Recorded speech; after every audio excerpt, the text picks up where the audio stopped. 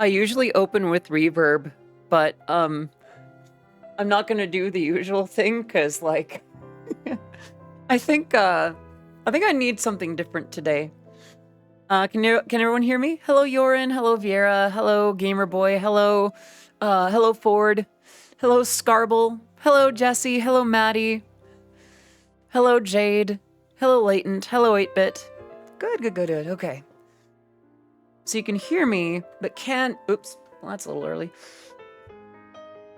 Where's the button? There's the button. It's a little bright this time, isn't it? So you can hear me, but can you see me? Hello. Let me wave at you real quick. I am Odyssey of Odyssey. Thank you for that, Bats. I'm Odyssey of Odyssey Eurobeat. It's so good to have you here. Since last we caught up, we have follows from Joshua 515 2001, Batty-chan. Thank you for that, Bats. Mini Luigi, The Dying Plant, Whizbright, Mangia Pepperoon, Bucking_Ford, and Sammy Pom Pom. Can we get some love in the chat for our new follows? I hope you're all doing very, very well today. I am late. I have a reason. And I might need some head pats given what just happened. Oh, thank you for that, Bats. So, oh, thank you. So, today I had an appointment with the doctor, oh goodness, thank you. Ah, goodness. Aw. Um, thank you, Vera. Oh, goodness. So, oh my. Mm, lots of, okay. Don't put me to sleep now. I do need to do stream stuff. So I was there and they needed to collect a sample.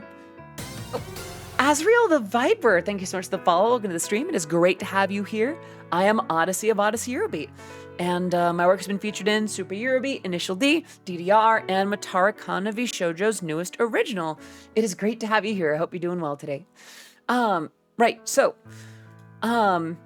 they were having me pee in a cup, basically.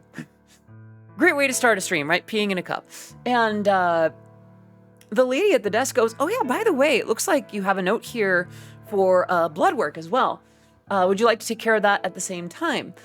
Now, I'd already had my blood work done since that notice, but it has been long enough to where I should probably get that done. So when I originally just went in to do peeing in a cup, I also went to get my blood drawn.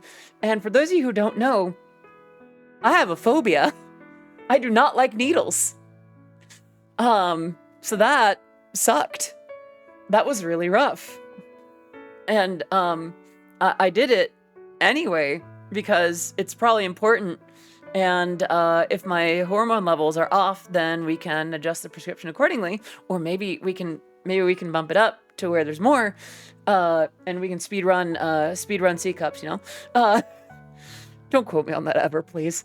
But yeah, so that was hard because I don't like. Oh, thank you. I don't like needles, and I didn't have to get that done today, but I did, and I'm proud of myself for not skipping on it, despite my temptation to do exactly that. Yeah, exactly. Okay, I need to do. That should be. That's 1 over what I actually. Aw, yay! Thank you. Yay!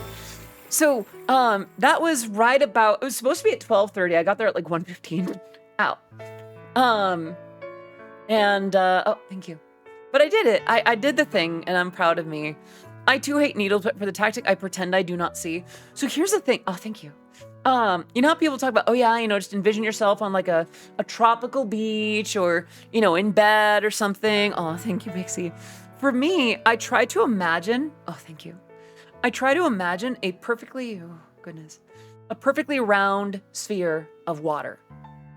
Like there'll be ripples in it, but I'll try to imagine it being smooth. It's in like it's like a void, a black void. And it's just this like blue, gorgeous blue and white and almost metallic looking sphere. And I try to imagine it without any kind of ripples or ridges or anything like that. I just imagine that it's I just try to imagine that it is a perfect sphere. Hello, Azzy. Good to see you. Hope you're doing well today. I mean, I just look in the other direction. I do that too, but I also feel it.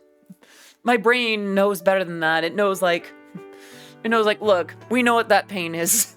We know what's going into our arm. We know what's going on. Used to donate blood back in the day. I would just watch it. I could never. I don't know. It's the weirdest thing too, because like I can take a hit. I can bleed without knowing it. I can do all kinds of stuff with that. But for some reason, having a shot is the worst thing. Hello, Nariko. I hope you are doing wonderfully today. How are you? I've had so much blood work done in the last couple years for HRT. Yeah, that's what it is for me too. All right, speaking of things that make me crave salt, I think my things are done in the microwave real quick. I'll be right back. Wait.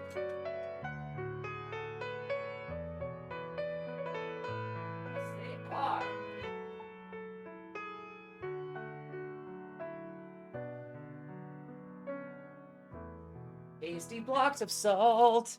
Tasty blocks of salt. All right, I am back. Oh, well, I didn't like that. That was quite a face. Feeling you had to get operated on as a teen when the surgeon tried to inject anesthetic from pure fear. A roundhouse kicked the surgeon. Surgeon felt no hard feelings, but still feels super bad about it to this day.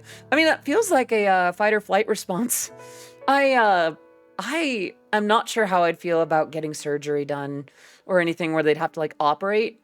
For instance, for the bump on my vocal cords, they offered to basically just have a laser get down in there and just zot it. But I think I'd have to be conscious for that, and I don't want to be conscious for that. Sorry, this is getting real TMI. Going to the doctor is not always a fun experience, but usually in the end we get the best news ever with still seeing the next day. That is a good point, Gamer Boy. I would do the things that are necessary. I'll put it that way. But I don't gotta like it. I'm the stage where I'm like, yeah, I'm definitely gonna wake up sick tomorrow. Oh, I'm sorry to hear that, Ezzy. I hope that you feel better soon, though. How you all doing? How's today been going for you? Hey, Jess, since you're so good at transition, you should add a slide whistle effect and slide your avatar when you go into camera view. That'd be kind of fun. And Hero, hello. Let me wave at you real quick. Play the Pinky Baking song at 2 times speed in my head whenever I get anesthetic at the dentist. I wouldn't have thought of that. And hello, Jova. Doing okay, just got home from work. Well, welcome home. So before we get into anything, I do want to go over what's going on today. So today, there might be 2 streams. That's right. Chat, today, it's 2 for the price of 1. Fun fact, the root of the word fax machine is a Latin word to make alike. It's facsimile, isn't it? Latent gifting a sub to Hero. Thank you so much for gifting that sub. Can we give some love and chat to Latent for gifting 313 subs in this channel, and Hero for 5 months of subscribing. Can we get some love in the chat? For both parties. Please enjoy your emotes, your sub badge, being part of the Oddities community. Mwah. I haven't blown y'all a kiss in a little bit. So here's the thing. I thought that at 4:30 today, there would be a the other stream that I'll be joining in today. Let me scroll up just to kind of verify it. 7:30, okay.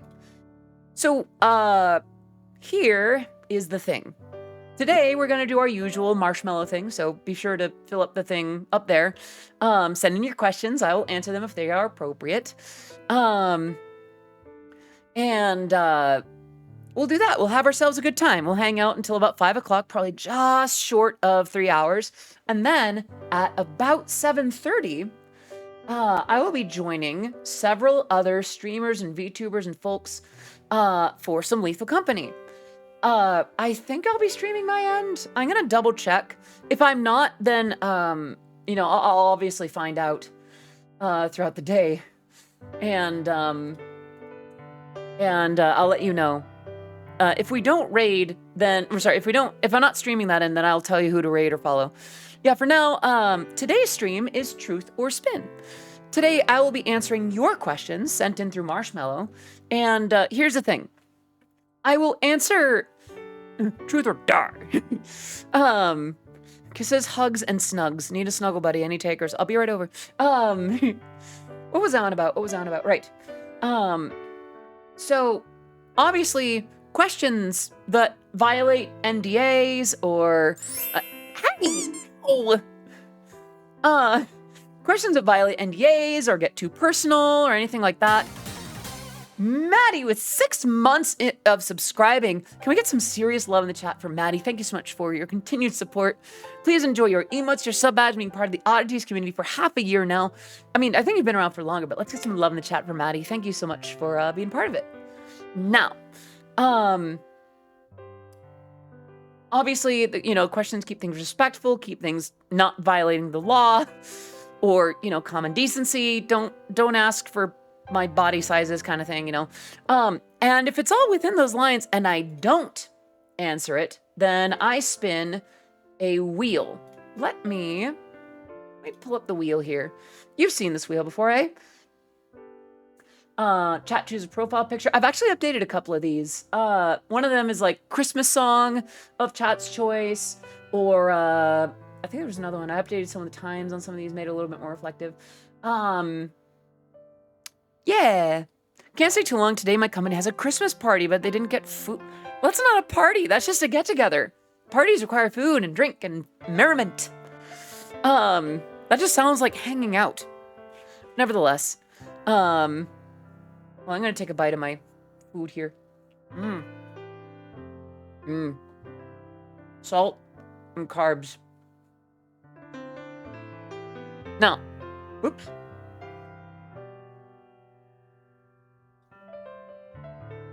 Yeah, so, comes from such things like, oh, keyboard predicted tweet, chat writes a tweet, bottom C for 2 minutes, mommy C for 2 minutes, Warheads candy.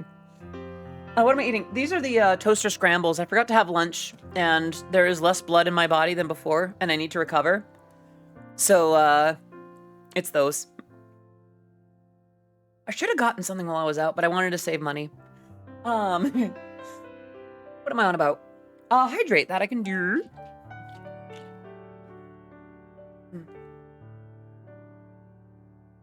Thank you. Right, so, for now, I'll be able to switch between this and this. Let's go ahead and get started. What you can do is you go up to marshmallowqa.com. Actually, as a matter of fact, I'm going to open that link in an incognito window and show you how to send questions. So here's what it'll look like for a non, for not me. This should be right. Yes. So what you're going to do, you're going to scroll down, and you're going to go to this field here. And, everything's in Japanese, but don't worry about it. Write your stuff in English here. It still shows up in English. And, once you've got your stuff here, you hit this pink button. Let's see. And yeah, there you go. Let's go ahead and put this back to here. Yes. Hello, Irish Apex. What's the persona here? Shy, cute anime girl, or smiles while killing people's pets kind of girl? I guess the former. I don't really have like a character really. It's just an anime version of myself IRL. Idealized, of course. Some details exaggerated, But yeah, I'm actually a Eurobeat musician. I produced music for Super Eurobeat, Initial D, DDR. Recently, the first original song from Atara Khan of V-Shoujo. So, the persona is just kind of me. The girls haven't arrived quite yet, but that's the deal here. So not really a persona. I'm kind of bad at having a character. Dreaming Honu, thank you so much for the follow. Welcome to the stream. It is great to have you here. I think you heard me give the spiel to Irish Apex just now, so great to have you here. And with that in mind, let's go ahead and start with that first question. Who does the vocals in my songs? I do. When I'm not working with another vocalist, such as Matara Khan or Phoebe or Chi-Chi, then I'm usually working with myself. That is me that you hear on the voices. That is 9/10 of the time I'm just working with myself. I think every once in a blue moon I'll use like an acapella from like Cymatics or something. So that is me.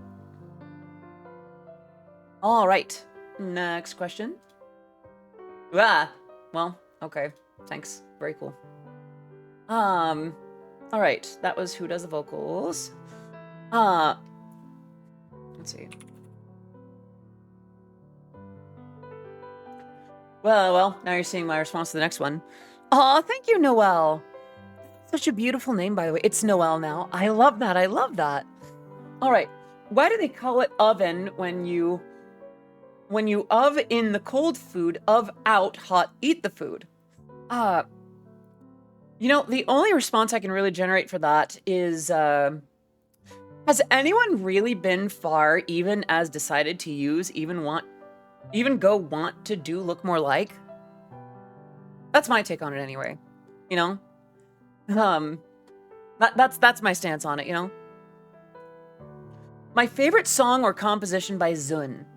The ones that come to mind are Byakuran's theme, and I believe it's Chen's stage theme. I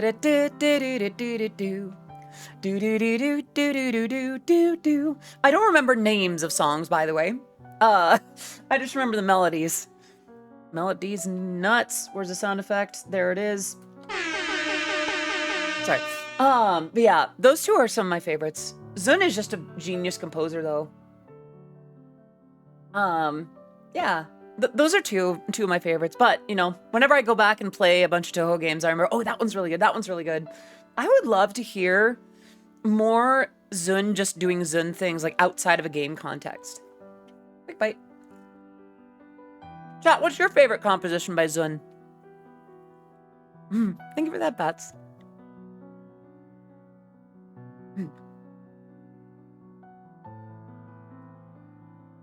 Actually, how many of you even know what we're talking about? We're talking about the music from Toho. The Toho Bullet Hell series. Zun is the one-man creative studio behind the Toho games. The artist, the musician, the programmer, the composer, all that stuff. Yeah, Zun is the entire team behind Toho games. Every art asset, every song, every bit of programming, all that good stuff, that is one person, and that is Zun. Hello, Christian. Good to see you. Let me wave at you real quick. Boop.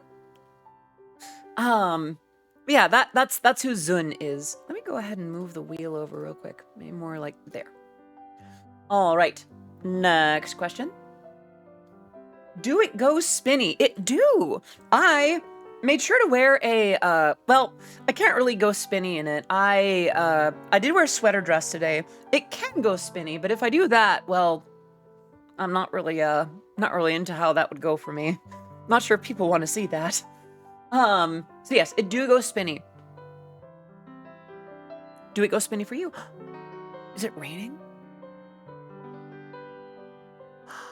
It's raining! Oh, love it, love it, love it, love it. All right. Spinny, wee. Yes, the best skirts are the ones that go spinny. I am HO. I don't know, even now, like even in winter, then again, it's not really cold here. So I can wear skirts and tights and all that kind of thing as much as I like, during the day. You know, just some bike shorts and some tights and, like a nice scarf, and it makes it really good. Let's see. What am I looking for? You want to spin? Do it. I'm gonna have another bite real quick. I do like poofy skirts, but spinny skirts are also very good. I would love to get all dressed up in winter attire. Only did it once in my life, but loved it when I did. Gamer boy, I hope you get to experience that. I may be a little bit biased, but I do have, I do believe that, how do I put it? Those who are pressured to present masculine, I hope someday you get the opportunity to experience, if you wish, by the way, no one should be forced to do it. I hope you get the opportunity to experience it the other way around. That you get the chance to wear something that makes you feel soft or cute, or even feminine if that's your thing. That you get the chance to feel safe and protected. Aw, Tangent, hello! How are you doing today? Let me wave at you real quick. I want to dress up all the way someday. I hope you can, Hero. That would be fantastic. Fun story, my last 20 minutes, I just smelled something strange, ran to the oven and found out my friend and I forgot about our pizza. It went from 12 inches to 8. It's basically an obsidian coin now. So much for that. I guess we're eating noodles tonight. Aw, White Wolfie, I'm so sorry. I mean, I'm glad that you're both safe, though. That could have burned more than just the pizza. Aw. Winter hit Stockholm really hard. Now I just long for the sweet release of spring. Aw. I'm sending you some California warmth, okay? I'm still recovering from my flatmate's edibles from last night. It was quite strong. Huh. I haven't even had like a CBD gummy in a long time, so I can't really speak too much about edibles. I do remember they took the edge off. They made me less anxious. It was cooked into gingerbread. Ooh, okay. I love Cali as a vacation or a visit, but I can't imagine living there being originally from the Midwest. As much as I love it here, it's so expensive. It's hard to recommend these days. But yes, it do go spinny. My favorite Eurobeat riffs. Oh, we're gonna be here a while. We are gonna be here a while. All right. One of my favorites, the one that I point to the most, if I may pause the lovely Christmas music in the background, it's got to be in here somewhere. Hannah by Matt Land. The riff in this song is perfect, and I will die on this hill. This riff for Eurobeat, this exemplifies what I value, what I love about Eurobeat riffs. It just bounces around between chords, between individual notes, between held notes and staccato notes, and just listen to it. Listen to it. I'll forward to it.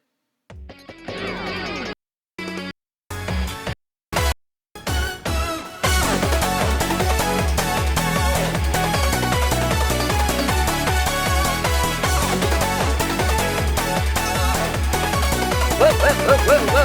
Going a little too hard now. I don't feel that strongly about it. Goodness. The faces it had me making. Oh, nope. There it goes again. Come on. Oh, I'm being possessed by the ghost of Christmas Ahegao. Come on. Hold on. None of that. None of that. There we go. Hello? Hello? Hello? It appears I'm back in control. Right. It was a bad idea to ask a creator about favorite parts of the industry because the list is usually a long one, especially when the creators. Aw, Amelia, you're so sweet. But yeah, I love that riff because, like, let's do it again. Let me break it down.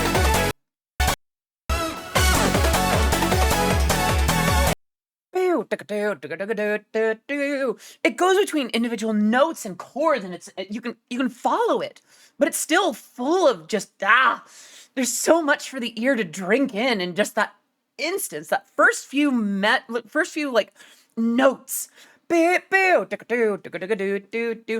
Christian. Yeah, I like having a cozy seasonal stream for this time of year, but that's the thing. This is why I love Eurobeat brass so specifically, because it can have all these characteristics. You can have notes flow into and out of each other, or you can have them kind of choppy and chunky and trill into and out of things.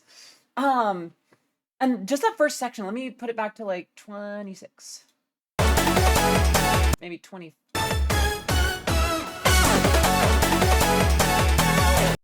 And it goes through those chords, but you can still follow it. And then, with the same notes, or rather with the same kind of sound, it sounds plucky there, doesn't it?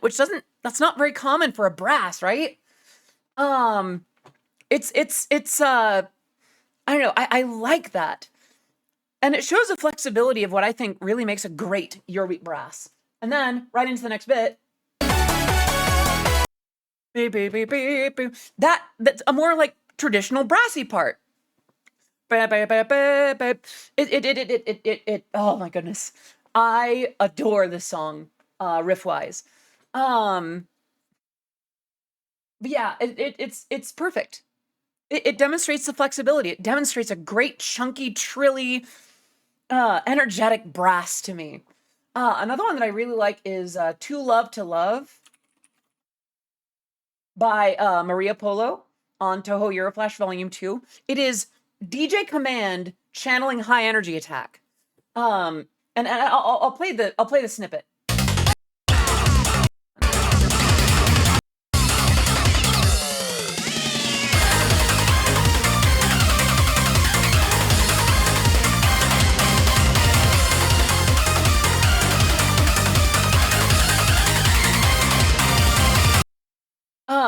So that's the riff for Too Love to Love.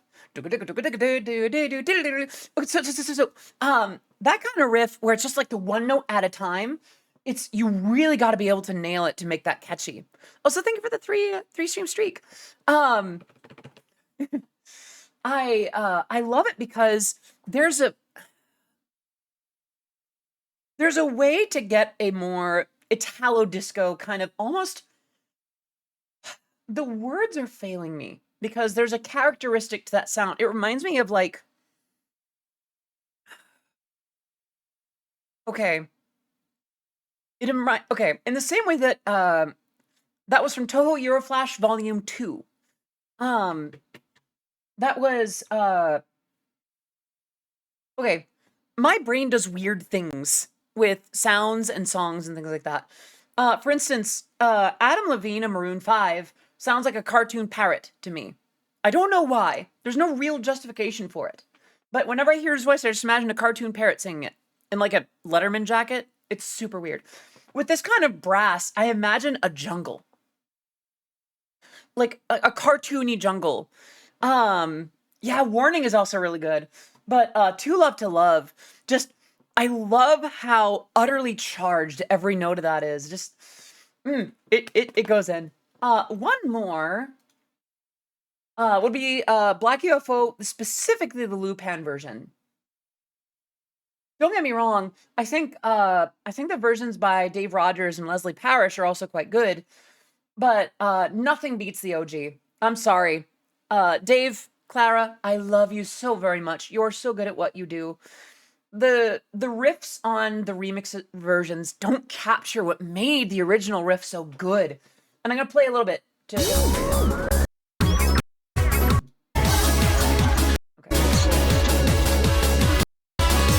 This is what Sci-Fam sounds like, by the way, when they really go all in. I have a weird love-hate relationship with some Sci-Fam songs, because sometimes the riffs aren't that intricate. Like, it's a little bit, sometimes they can border on the boring side.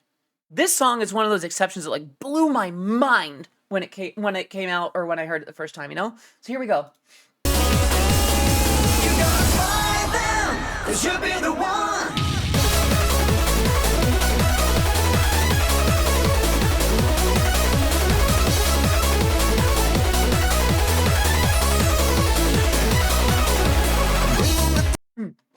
Listen to that.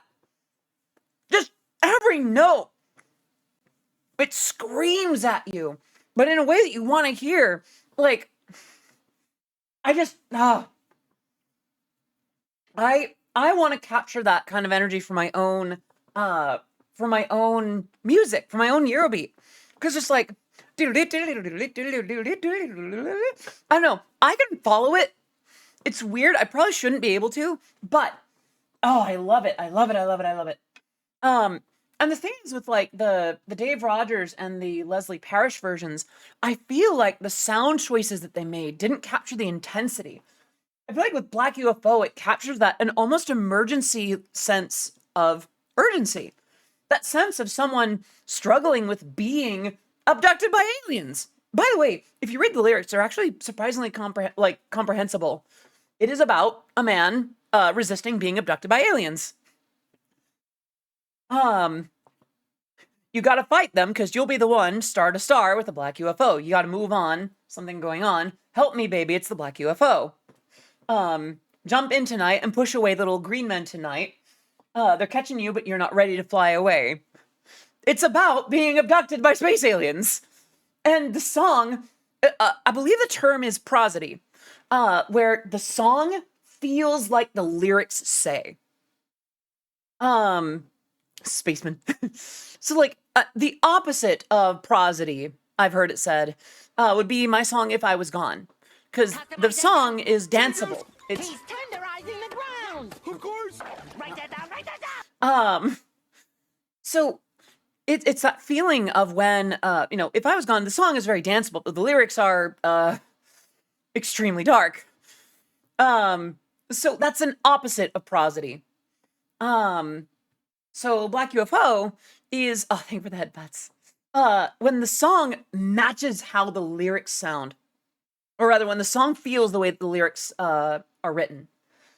Like a happy song having happy lyrics, a sad song having sad lyrics, etc. That is prosody in a nutshell. I'm sure there's more nuance than that, but those are three of my favorites. This is why I love the genre. Honestly, like unironically, good Eurobeat riffs are what got me into Eurobeat.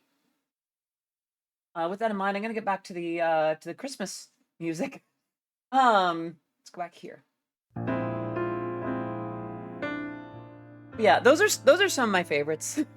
I just really like Eurobeat. I gotta be honest. That, because think about it, what other genre has something quite like that? Um, Dubstep is pretty close because there's an emphasis on the instrumental drop. Um, but it does handle it differently. Aw, Tangent, you're so sweet. Mm. All right, I'm gonna have a couple of bites,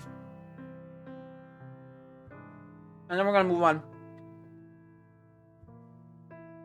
Kind of feels like stuff like 80s synth pop, happy type music, and deep, somewhat dark lyrics. I mean, Deflated. A lot of these people did 80s dance. Like a lot of them did Italo disco and high energy in the 1980s.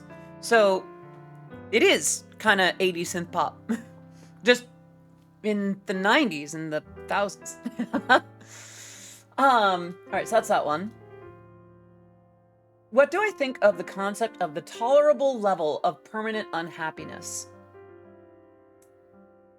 It's a phrase that's definitely food for thought. I do think that one has to be very careful about tolerable level of permanent unhappiness. There's a lot to unpack there. Yeah, I am 12 and this is edgy. But let's see. It's a sad thing to have to think about. However, and mind you, I'm saying this from a place of immense privilege and luck. From a position of having things have gone right for me in a lot of ways where people perhaps haven't. So please take what I say with a grain of salt. Tolerable level of permanent unhappiness. Someone has to be in a really grim situation to be going through that.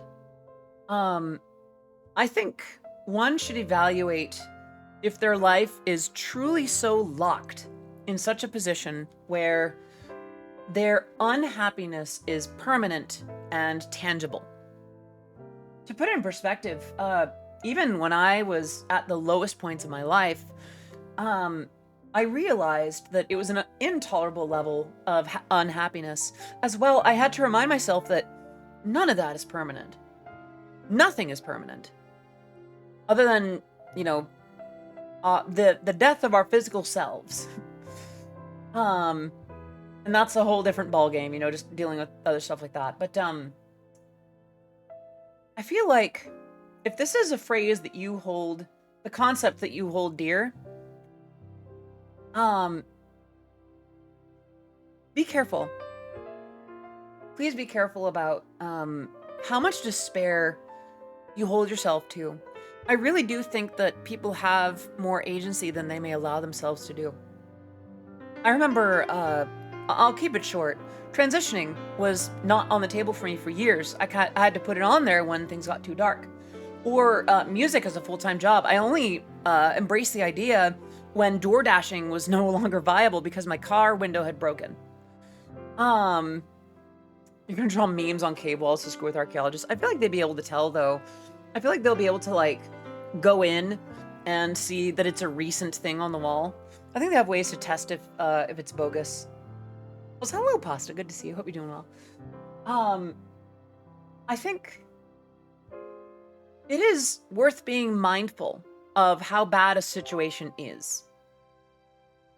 You may be going through a rough spot in life now. Things may feel hopeless for the time being, and it could very well be for the time being. However, I think it's really worth understanding how much agency you really have.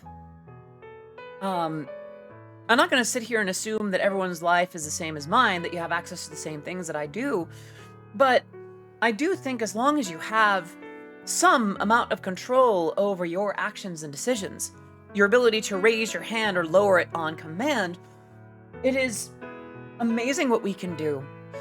Celine, good to see you. Hope you're doing well today. How are you, baby? Hope you're doing well. If you're trying to go and achieve something, just remember, not yet, but soon. Yeah, honestly. I remember in middle school and early high school, I had to remind myself that this was not forever, that the things that I was going through, the feelings that I was having, and the emotions that I was struggling with, that those too would pass. That eventually I would be in college, and then a job, and then a different lifestyle. And I would wonder why I even worried, you know?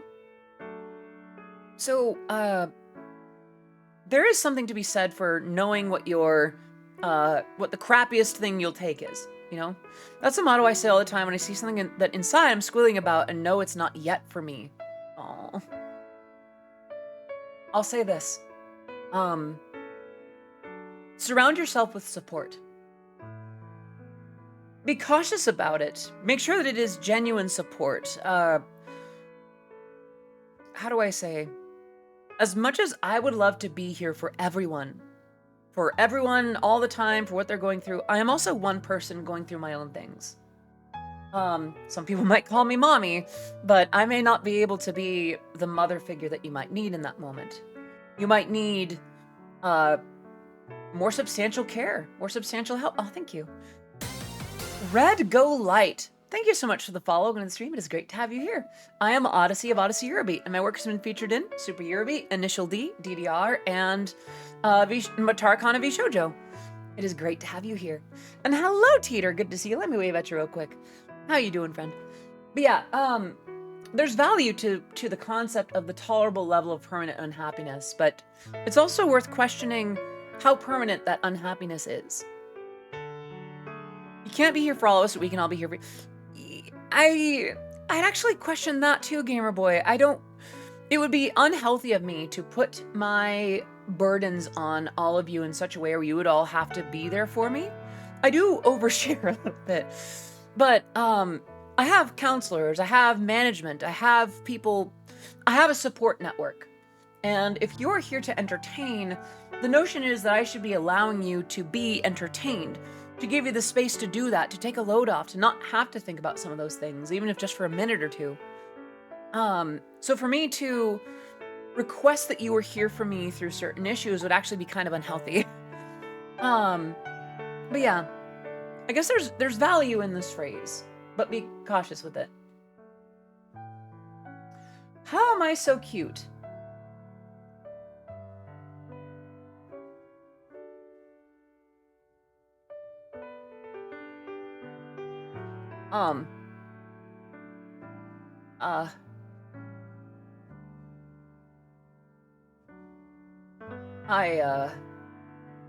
I can't say I know for sure. I'm glad that y'all think so. But, I think it's because I'm honest with myself for once, and I allow myself to be vulnerable. Oh, thank you so much for the headbats. Y'all are so sweet. Oh, goodness. It's gonna put me to sleep. I think it's because I'm not afraid to be vulnerable about some things that that I'm a little bit, it's not that I'm lacking in confidence. It's that I can be open about the things that make me smile, make me laugh, the ways that I can be vulnerable, that I like head pats, that I like certain forms of attention and care. I believe I've been missing so many things. Hold on. I'm gonna do these 2 hydrates and then I'll do the wink. Okay, done. And Viera, let me take care of you real quick.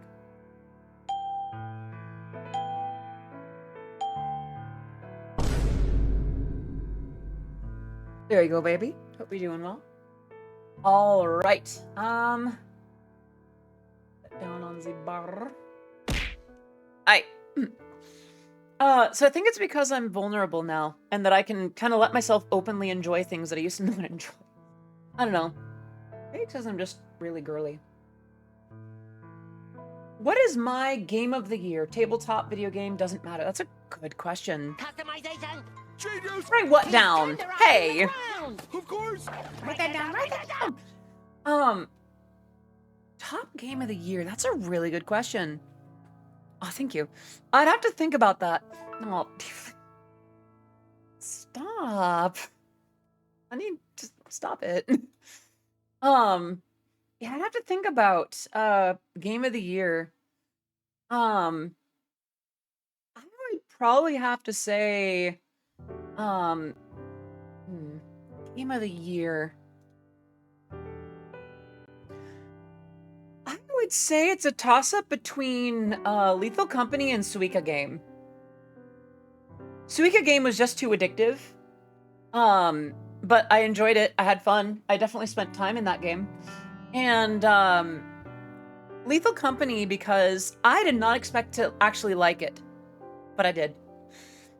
And it's scary, silly, thinky, planny fun, and I really didn't think about that. It's really good. Lethal Company is just the best game, hands down. Maybe so, maybe so. I haven't played Baldur's Gate 3, so there's my issue with that. Welcome! Hello! Let me wave at you real quick. How you doing, baby? I hope you're doing well today. Your avatar is kind of a baby face, so you're baby. No wonder. I'm not. Despite my efforts to seem more youthful, I am most certainly, I am not baby. I'm not even in my early 30s anymore. Am I aware of the Game Awards today? I am. I'm aware that they're happening. I was on Cottontail stream for a little bit when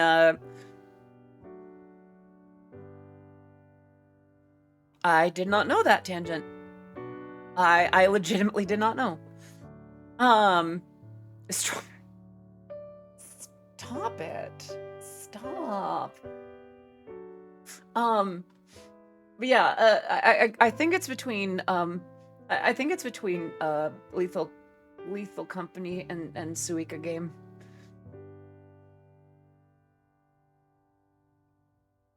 Next one. Right. How did presenting femme in public for the first time feel like? If that's too personal, then what's the best Red Bull flavor? I can answer the first one. Doesn't be any kind of fruit. I could also be a peach. On the one hand, I'm flattered. On the other hand, is that a commentary about my booty? So the very first time, how do I put this? The first time that I did it with the intention of saying to the world, I'm a girl. Oh gosh, I look back on how I looked back then and oof. I know you gotta start somewhere, but girl, I was in a rough spot. I remember during lockdown when they started recommending like going out for walks, as long as you stayed 6 feet away. I lived in my previous apartment and I would go out for walks, but I dared myself to leave the front door. And the first time I was horrified. I was truly scared that someone would notice and go out of their way to either harm or harass or just otherwise punish me for looking that bad. And there was nobody around. There was, the first time it was pretty quiet. I just did a walk around the block. I probably just looked like a very, I won't get into it. I needed to build that confidence, even with as little as I had. I remember a couple times after that, I started doing it a little bit more often. I would do that walk every day. I would eventually, be in front of people. I remember there was a couple that I walked in front of in like heels. And I remember hearing like, was trans. And it kind of sucked. There were a couple of places where I walked around and I heard some kid go, is that a guy? LOL. And in the back of my mind, I'm like, kid, you're saying LOL out loud. Please go back to Roblox. I'm glad you gained that confidence. Thank you. It took having friends kind of actually commentate on what I sent. Being like, it's not like I depend completely on the word of other people, but I had friends that I would ask for help with that. Yeah, like, lol. That's how they said it. Just like, is that a guy? Lol. In the back of my head, I'm like, kid, you're saying lol out loud in any time after 2011. Please touch grass. Hearing you, first time went out in girl mode during a Comic-Con. Mindset for the first part of the morning was pretty much, am I gonna get my head kicked in? But fortunately, everyone showed pure love. That's the thing. Comic conventions, like conventions in general, are used to seeing people expressing themselves in ways that are contrary to what society expects. Cosplays and costumes and fursuits and all that kind of thing. Conventions are a place where you're amongst your people. I felt most comfortable presenting femme, like once I actually got to Everfree Northwest 2021. Had to be 2021. Yeah. Reminds me of the time where people would walk behind me and would talk about my hair because it was a little longer than usual, and that was just a few days ago. Huh. Have you ever used an EWI? I have not. Oh, that reminds me though. I remember there was also a couple of times. Oh, wait a minute. This was actually before lockdown. Actually, now I think about it, I was doing. There was one day that I was in a Lolita cord, like a Lolita fashion cord, and a friend at the time reacted kind of strongly to it, not in a bad way, but like a little too hard to be supportive. And fortunately, I had friends with me at the time who were like he joked about sending pictures to a friend, and all of us were like, "We'll jump you, boy. We will kick your teeth in if you do that." And he got the message. He's like, "Okay, clearly not joking like that." And that actually went pretty well. I remember actually, I was on. It was actually at a room party that I was in during Fanime, I think, and I was still trying to act like, yeah, at the time I was still convincing people like, yeah, I'm a dude, but I don't mind this. And people were actually really supportive and positive. And I remember one guy, not long after me saying that I was like, I thought that I was cis at the time, starts reaching for my thigh, and I smack his hand. I'm like, what are you doing? You make Eurobeat and enjoy Lolita fashion. Aw, thank you. I haven't been into it as much lately, but I do have a couple of chords that I could stand to pull out again. I think the drinks were flowing, and he seemed really nice and supportive at the time, but I think that was his weird way of like validating me. It was in that. Here's the thing. In his defense, and I would not defend him if it wasn't necessary. It was the kind of thing where it was like the atmosphere was generally pretty flirty. Not too much so. People weren't making me uncomfortable. It was kind of one of those things where I was surprised because it was just over that edge of what I was interested in. And it worked out. I don't know. Like, he got the message. He stopped trying to reach. Yeah, what a compliment, but dude, don't do that. That's the thing, though. That's the weird thing about like affirmations as a woman. Like, there were times when I've been catcalled in a way that was really, really scary. I remember walking into a mall, or like walking on a sidewalk to get to a mall, and this car pulls up, and they start commenting on my legs, and it like for the first few seconds in the back of my head, it's like, okay, I don't really want this kind of attention. They're just kind of harassing, and then they start getting rude. They're like, pardon, my friends are like, we know you heard what we said, bitch. Get in the car. Like, starting to really get scary about it. And there was a lady in front of me that was hearing what was going on. She starts cursing them out. And, they bark back at each other a little bit, and then they drive off. And she's like, honey, are you okay? I'm like, thank you so much. Because I just would have kept walking. I kept my eyes forward. I didn't make eye contact. I didn't glance. I remember reaching for my keys. I think she could tell that. I think she even commented at the time. She's like, "Yeah, this is what you're in for." And I remember that was terrifying. Oh yeah, they were talking about like telling me to get in the car. That they were asking what time my legs open, that kind of thing. The thing was like they were getting like, "We know you heard us, bitch." It's like in the back of my head, I'm like, "Oh gosh, I just want to go to the mall in peace. I don't want anything." Hello, Vexus. I mean, clearly I didn't end up going into the car with these people. I did survive, and on some level, see, here's the thing. It at least instilled the potential that people would harass me because they see me as a woman and therefore are harassing me. And it's the other side of the coin where it's like, oh, they just want to harass me because they know that I don't pass as one, but they want to subject me to the same nightmarish treatment. So, just girly things. Yeah, that was kind of terrifying. But I will say this. The first few times are the scariest. After that, surround yourself with people that will cheer you up. Oh yeah, no, there's even been stuff where like people have like joked about like non-consensual sex and knocking me up and that kind of thing, where it's like, well, they wouldn't treat me like that if they thought I was a dude. So,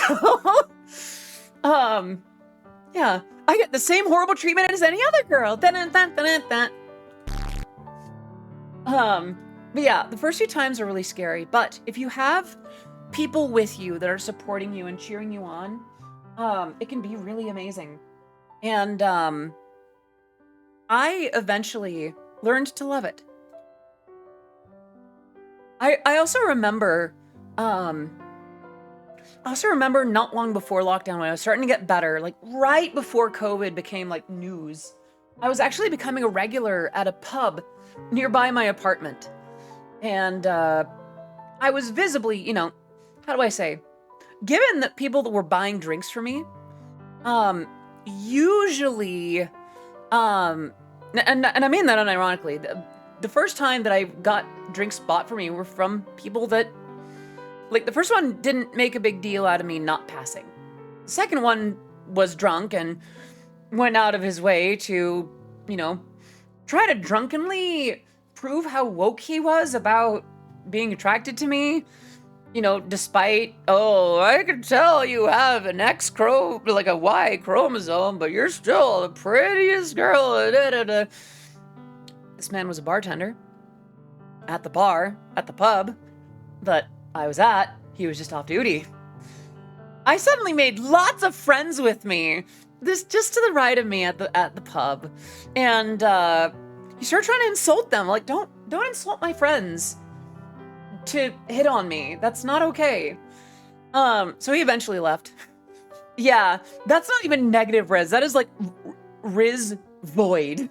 Like, Riz cannot exist in that kind of negative space.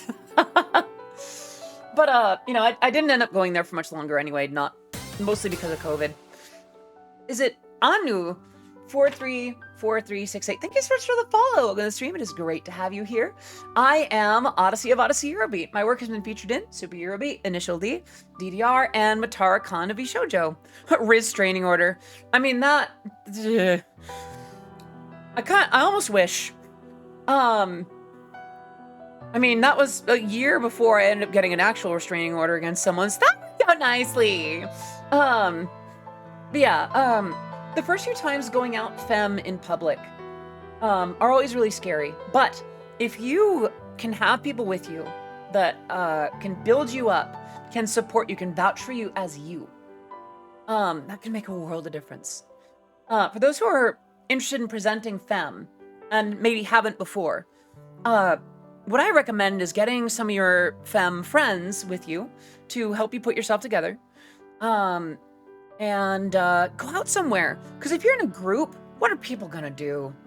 The most they're gonna think, they might throw some barbs your way at most, but chances are really good. If there's all three of you or more walking around together, they're gonna leave you alone. You know? It's all good, Vera, it's all good. Kind of wholesome reverse. Went to a local cafe recently during a break from my side hustle when I was in guy mode. But I have natural long hair and lash extensions. TLDR held the door open for an elderly man. He turned to me and said, "Thank you, you're a nice girl." I was shocked since I was in roughly guy mode. I kind of feel that though. I remember when I was just starting to present femme more often, like phase out my guy moding. There was a time when I was kind of out in guy mode and people started, I forget what it was, but I've been properly gendered despite presenting masculine at the time, and it's such a good feeling. It's just like, mission failed successfully. I don't know. Yeah, it's such a good feeling. But yeah, that's how the first time that I presented femme went. Tomboy voting, I guess.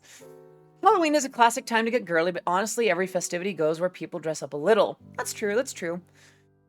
There was once where I walked into a building and they only saw the hair, and I was with my mom. The person just said, "Welcome, ladies," and instantly I just wanted to scream, "Aw, gamer boy." That's so sweet. Okay, I love that. I remember when my mom and I started really started to click together as mom and daughter. Whenever we go out places, oh yeah, welcome ladies, what can I do for it? And somewhere in the back of my head, I'm just like, it's just really nice. But yeah, that was the first times that I presented film. I'm gonna refresh real quick, by the way. Just because it was starting to. Oh, we have plenty more questions. Good, good, good, good, good. Yeah. And best Red Bull flavor. Hello, Lena. Let me wave at you real quick. What's it? In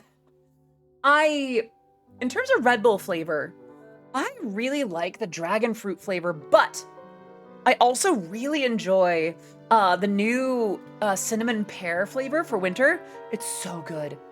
Really, really like it. After my mani-pedi in Disney, the Disney bus driver mammed me to get my attention. And on the plane back when one called for a flight attendant to say, this woman seems to be trying to get your attention. Aww, Celine, that just means you're pretty.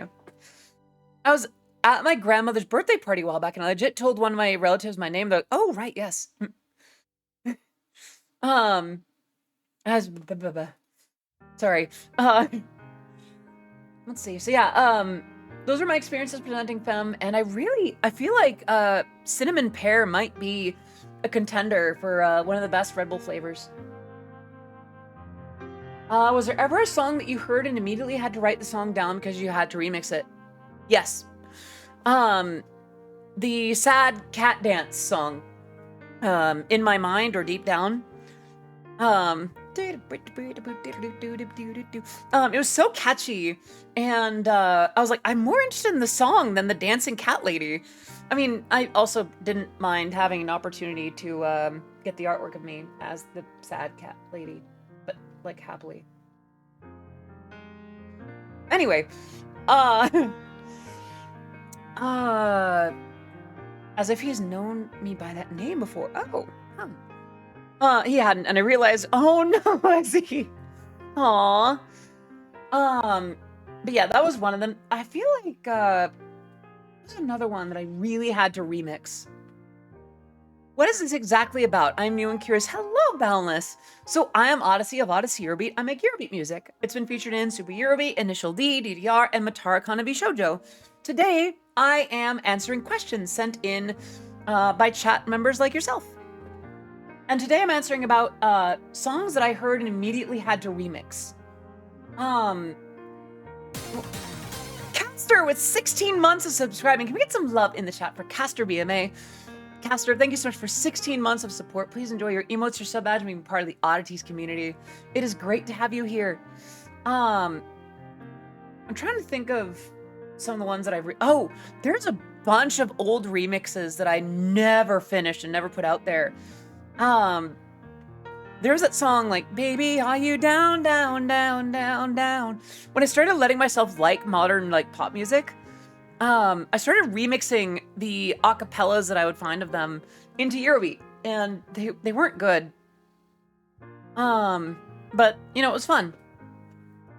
Let's see. Yeah, that's that one. When did you know that making Eurobeat was something that you wanted to do? So I grew up in a musical family, and I've always loved making music. And I will answer that question momentarily, Amelia. I do not want to leave that alone. Gotta skedaddle, stay cozy, drink enough water, have fun. Take care, 8-Bit. Thank you so much for popping in. Let me wave a goodbye.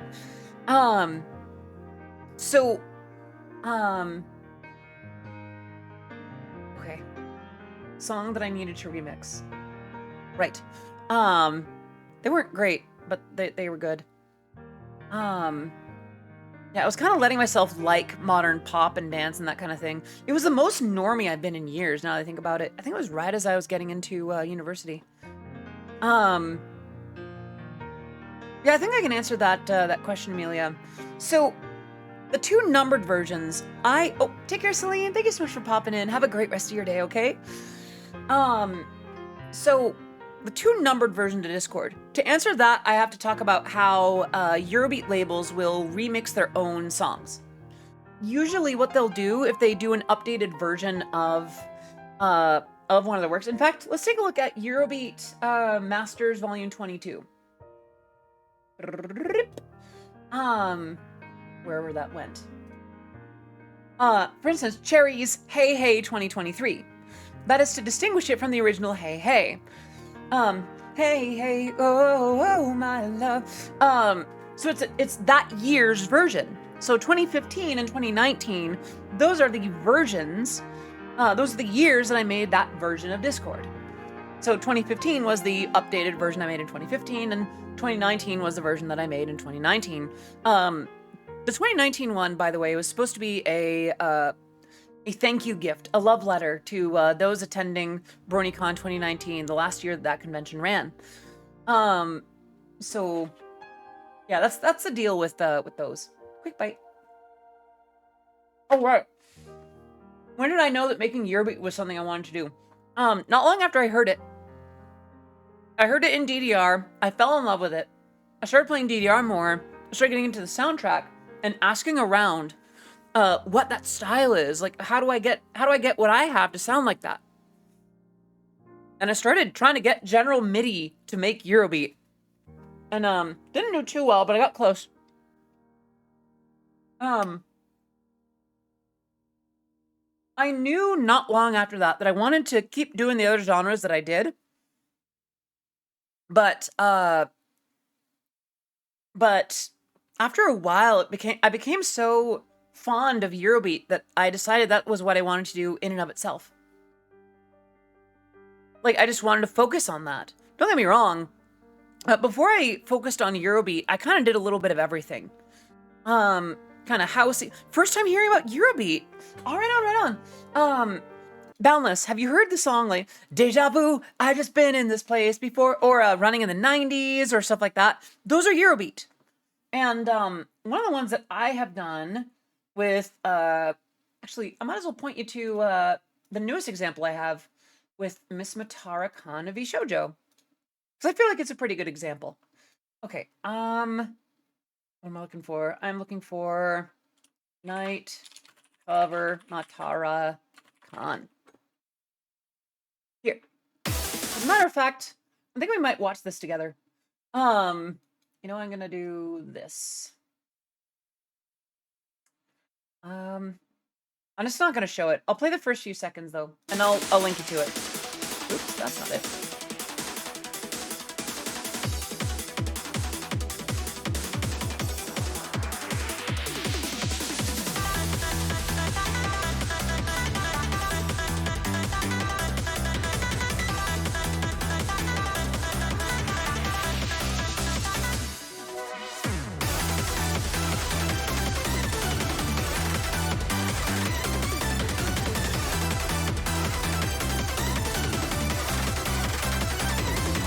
Oh, there you go.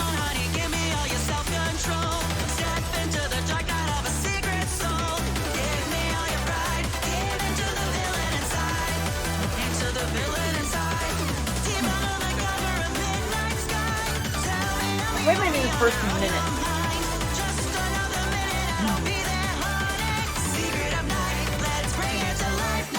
And that's the first minute. That's the kind of music that Eurobeat is. And I've made that for about 16 years. Let me go ahead and put the wheel back on screen. And hello, Dreaming Hanu. You found me on Instagram today, did you? Thank you so much for popping in then. It's great to have you here. I hope you're having a fantastic day today. One of my favorites in a long time. Oh, thank you. I'm really proud of how Night Cover turned out. You're genuinely adorable when you're happy and head swinging to the music like that. Well, I feel like I like being able to show that I'm into what I'm doing. And I feel like that, some of it is kind of leaning into it. The fact that I have a 2D avatar. Boundless, thank you so much for the follow. Welcome to the stream. It's great to have you here. I pop into hearing my favorite music genre. Hello, Soltero. Good to see you. Hope you're doing well today. Let me move at you real quick. Let's see. Oh, so much has happened in just a few seconds. But yeah, I knew that Eurobeat was something I wanted to make. When I heard it. And I'm like, wait a minute, this is really fun music. This is musically interesting, but a lot of fun. And I decided to try it. Decided to give it a try. I'm gonna do one thing real quick. We're going to refresh that because I don't think that number is quite accurate. What? Okay. We're at 134. I'm not sure why it's showing 136. That's okay. Yeah, I knew that Eurobeat was what I wanted to do when I heard it. What is my most embarrassing crush, fictional or otherwise? Embarrassing crush. Do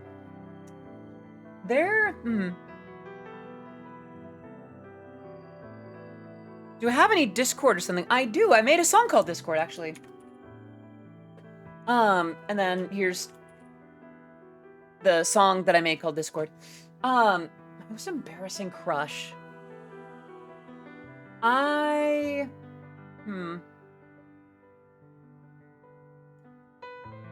have to think about that, because, hello, Zelda. Good to see you. Hope you're doing well today. How are you doing, hon?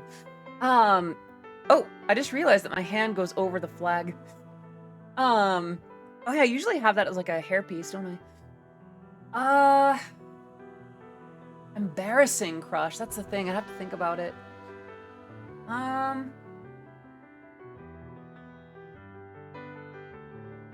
Captain America. Like, Chris Evans is Captain America. I don't think it's that embarrassing, but it's more just the extent. Here's the thing. When I was figuring out if I was straight or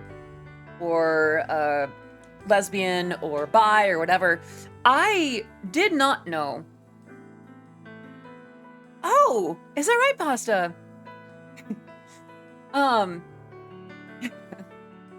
Sorry, that is America's butt. That is America's everything. Here's the thing. He was my first, that was my first, like, proper crush after embracing myself as a woman. Like, okay, who do I like then? Who do I find attractive? Do I like guys? I like guys. I like that guy. I like that man. I like the strength. I like seeing him split logs with his chest. I sometimes I wish I was the log. Yeah. So it's more embarrassing because of the extent. It's the first time I was just down bad for someone. Hello, Anu. Good to see you. Hope you're doing good stuff. There we go. All right, there we go. I'll try not to. It's just that's the most embarrassing one that I have. Now, chat, question is, what is your most embarrassing crush? Watching Marvel made me question a lot about myself, but then I realized I just wanted to look at the people on screen, not be with them like a crush. See, here's the thing. Here's the weird thing. I thought that I had crushes on characters like Ariel or Miss Fortune or a lot of busty redheads. Like, even Ramachan. Turns out I just wanted to be them. It was just gender envy. I didn't want them. I wanted what they had. I didn't want them to smooch me. I wanted them to get ready to smooch others. Right.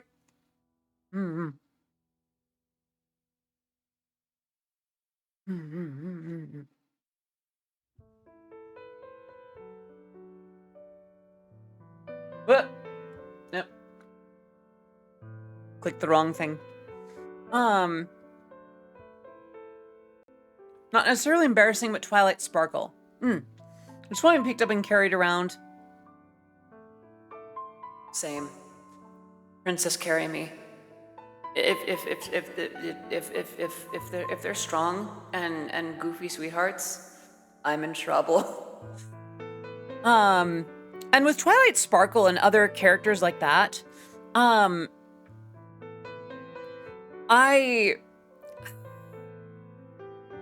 was never really attracted to the characters, but I understood why people were attracted to the personalities.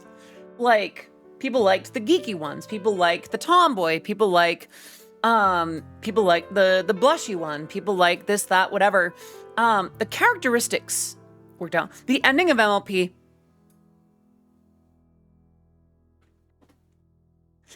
Chat, can I confess something about My Little Pony Friendship is Magic? You would think that, you know, what does Eurobeat Brony have to hide from the world about My Little Pony, right? I never finished the series. I never got around to finishing it. I was further in than I thought I was. I remember recently getting back into, like, I remember checking where I was in the show. I was like, wait a minute, I remember this episode. I remember this one. I remember this one. I'm a couple of seasons short of the ending, if I remember right. I think I'm just before the new 6. I mean, I'm familiar with the ending. I've had it spoiled for me enough as it is. But I never really did properly finish it. I like the ending, but I know it didn't stick for some. Yeah, I remember there were some protests around how it ended. Like, people were pretty upset. But I gotta be honest, it's a kid's show. Anyone who is strong or looks strong, femme. I feel that though. Listen. My attraction is not just to strong masks. I have been princess carried by lovely ladies, and I was just as blushy. But yeah, that is my most embarrassing crush. Okay. Would I rather have unlimited bacon and no video games, or unlimited video games and no video games?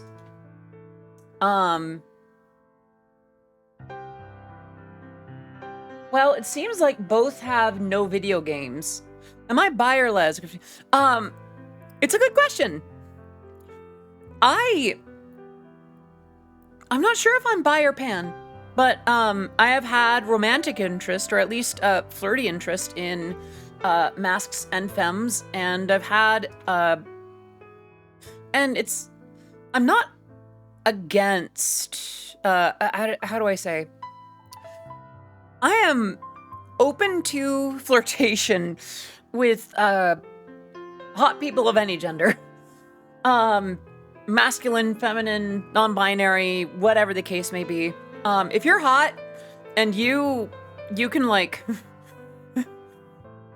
yeah, I suppose so, Boundless. I think the thing for me is, I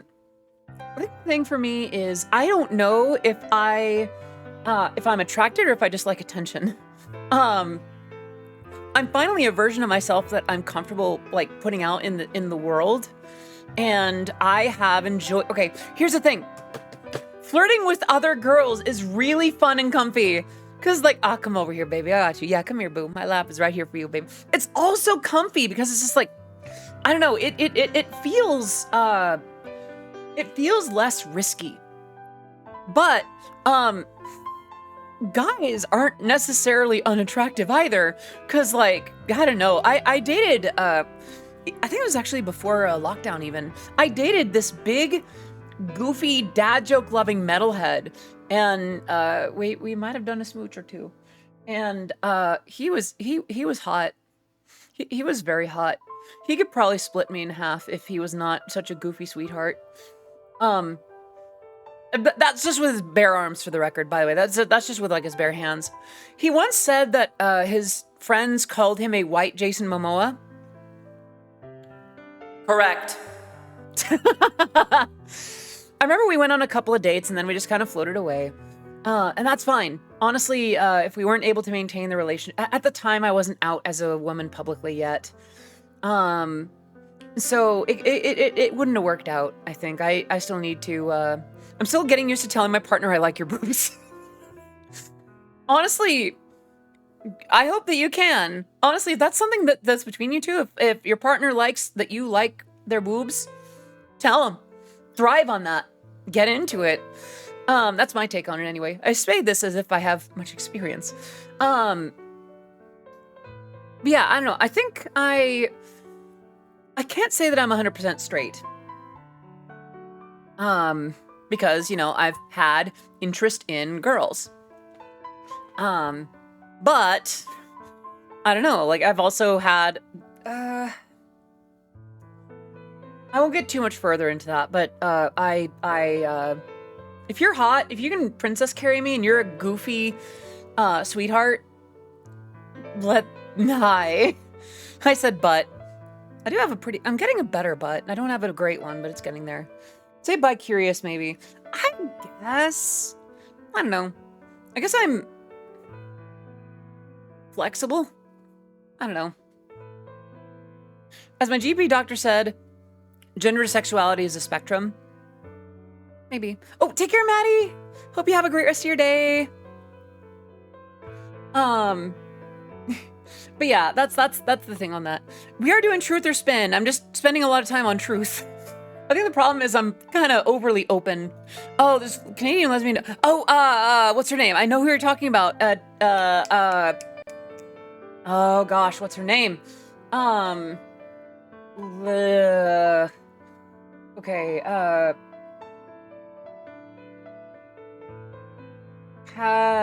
Nicole Conan. Nicole Conan. Okay, here's the thing. So, if Nicole Conan and Thorin Bradley just both decided to pick me up and carry me away to decide what they both did with me, then I would not particularly mind because, meow. Meow.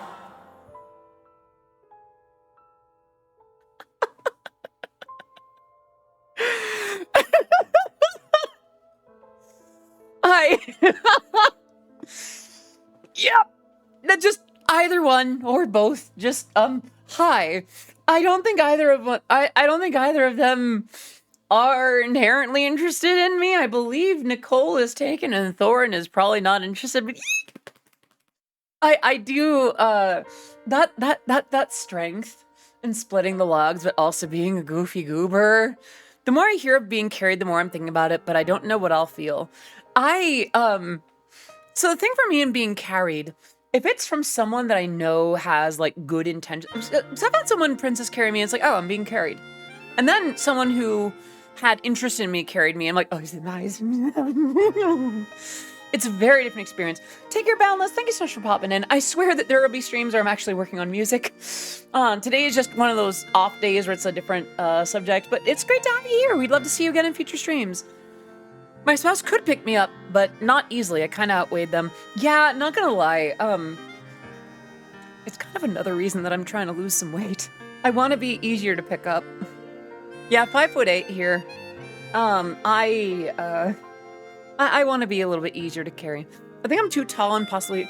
I don't discount the strength of people that want to pick you up. That's part of what makes being picked up so lovely. It's like, you're very strong. You've got me, huh? You just, that's a thing that is happening. Okay. Yeah. So, anyway, back to the actual question at hand.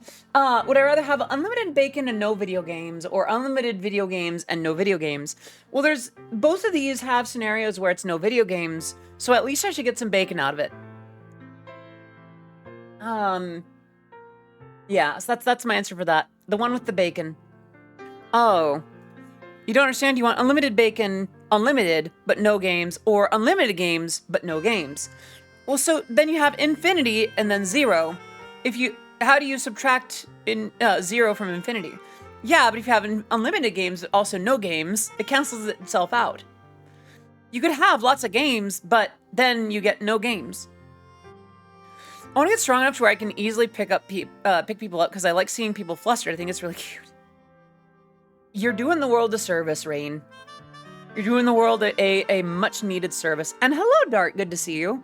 I already have unlimited games with nothing to play. So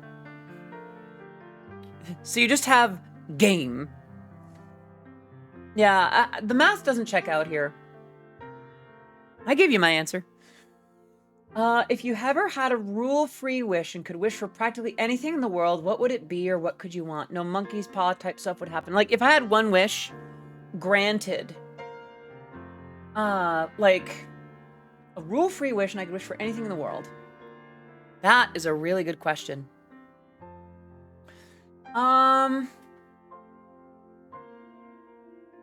don't think I'd have the time to figure that out. What would I want? What would it be? I feel like that would be the time for something like world peace. Like, that would be the time when I ask for something that would, like, benefit the world at large. Because if it's just something for me, then that only serves me. There would still be injustices in the world. There would still be violence and harm and all kinds of terrible things. I guess lean volcano.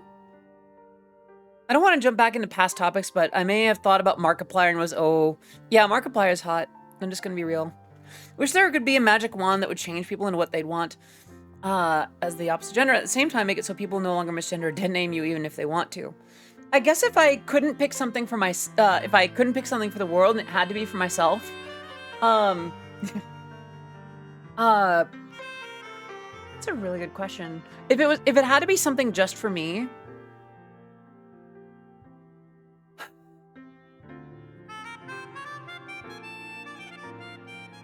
I'd have to think about this carefully.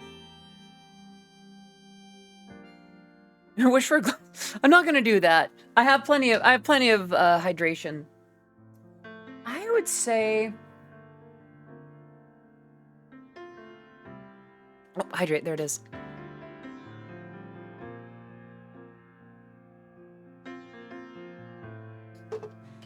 So,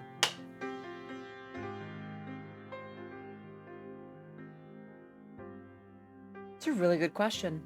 So I'm trying to think about what I'd want to accomplish with what I wish for. I do like the idea of money, but the thing is, like, I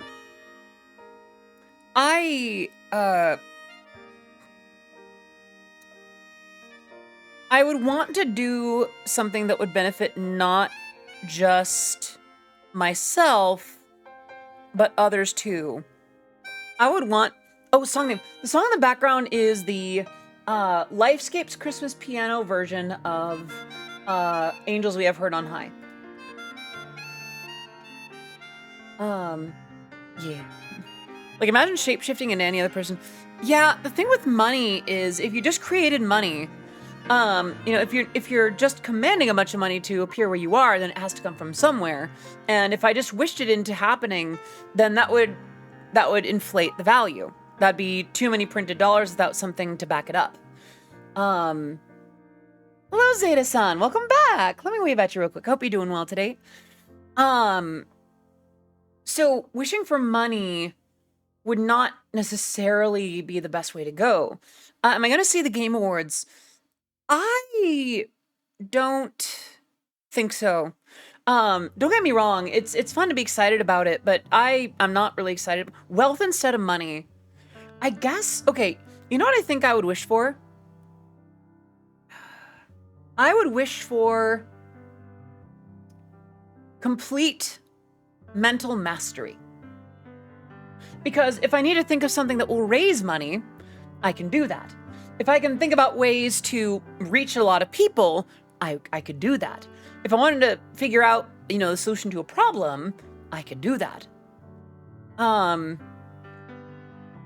That's the thing, because then I would have the ability to kind of make happen whatever I wanted. Or at least figure out ways around it, you know? So if I wanted wealth, I'd be able to get that in a way that did not inflate the economy. What if we wish for billionaires to have their money distributed evenly between people in the world? I mean, that could be another thing. Wishing for Elon Musk wealth, yet the money in Musk finally disappears. Super twisted. Oof. I don't know, but if I had Elon's money, I feel like people would want to go after me. And the thing is, I don't want money. I want what money can afford. I want the value of that money. Like, I wouldn't want the money to just sit in a vat somewhere. I want to pay for people that want to move nearby. I'd want to invest in a studio. I'd want to invest in, you know, a better life for myself and people around me. I'd want to put that into something that actually builds into itself. I'd want to invest in a way where it actually, like, allows me to take care of myself, the people I love, and generations after me, long after I go.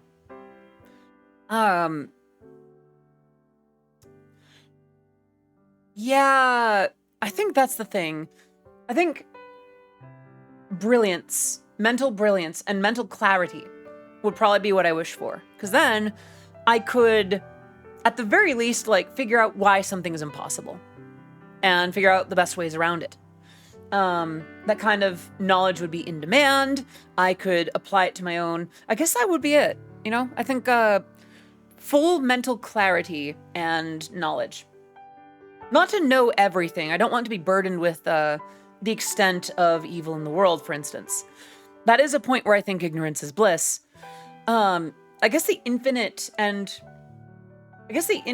perfect capacity for knowledge that I could learn immediately.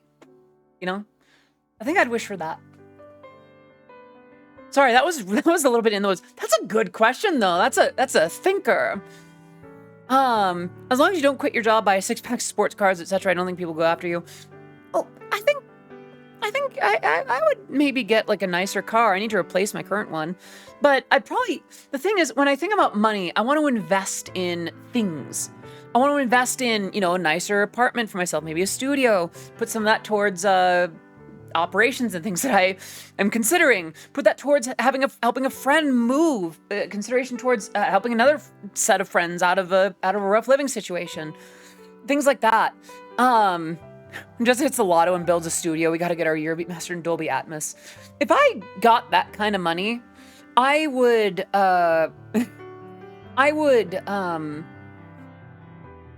probably lock up about 2/3 to put that towards taxes, because I do live in California. That kind of money would be taxed very quickly. And then the remaining third, I would divvy into saving for myself, investing in things, and then some to just spend for funsies. Because you gotta have a little bit of fun, that kind of thing. Yeah, I feel like 2/3 would go to like federal and state tax right away. My brain just thought of something to call you for what is your wisdom, and the joke I came up with was majestic mistletoe mommy.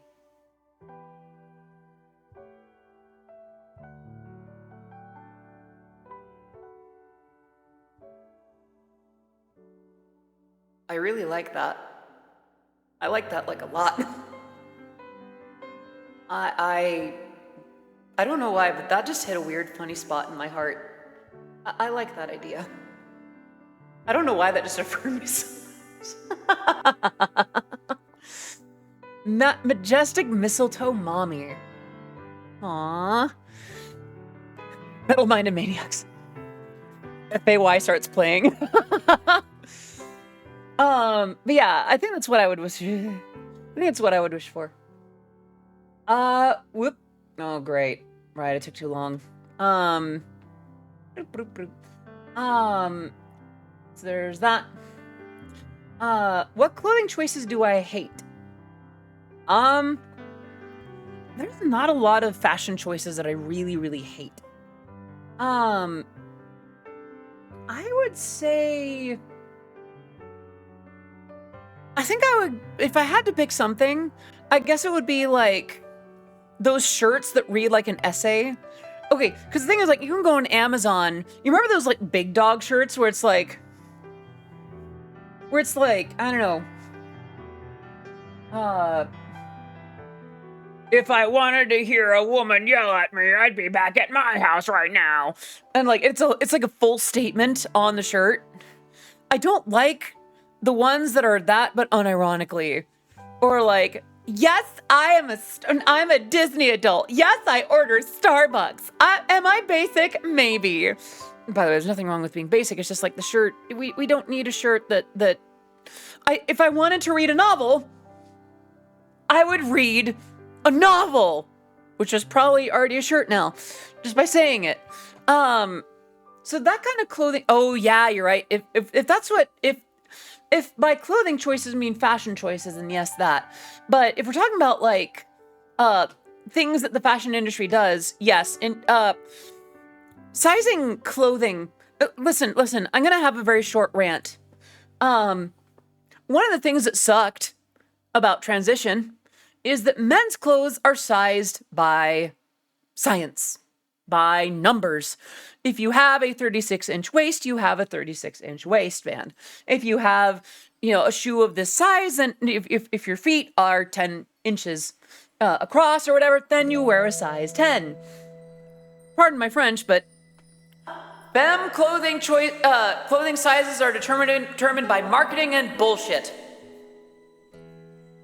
I try not to swear, but no other word will contain it. They're starting to lie about men's sizes? No. Don't do... No. No. We should be going the other way. Size things accurately, damn it. Jeez, I am sweary today. Look. Just give us the numbers. You can drift a bit, but not that much. At least consistent with within a brand. No! It's not always consistent within a brand. For men's sizes. I suppose so, but for femme sizes, even brands aren't safe. For guys, for men, for guys, for masks, masculine assigned clothes, I should say. It's a little bit more consistent. It's a little bit more consistent, but not by much. Hold on, I'm gonna take a sippy. Are we gonna have to be Kingdom Hearts fashion where every piece of clothing will need belts? Who knows? Okay, not gonna lie, I'm gonna be honest. One of the reasons that I want to have a lifestyle of movement, like I talked about yesterday, is I want to open up the list of things that I can wear. I used to fit a large pretty comfortably. Now, not a lot of places at the mall will have XL, so it's usually just, it's a 3 sizes store. I've gotten a couple of things that were all different sizes but still fit the same. Femme clothing choices are confusing. They are. That's why I appreciate when stores will list a sizing chart. It's like, hey, when we say a large, it correlates to US women's size 14. Or, when we talk about a large, it's a US size 12. When they actually have some standard against which to compare it, I appreciate that. That makes it easy for me. But yeah, that's my take on clothing choices. What is the best Eurobeat song and why is it Night Fever? Night Cover is the best Eurobeat song because it's sung by an amazing new talent and the production was fun. Hello, Blue Thompson. Let me wave at you real quick. How you doing, honey? Hope you're doing well today. But yeah, Night Cover is the best Eurobeat song because, well, go listen to it. So there's that. If there's one thing about the holiday season you like the most and instantly makes you think of the holiday season, what is it? Christmas music. Christmas music.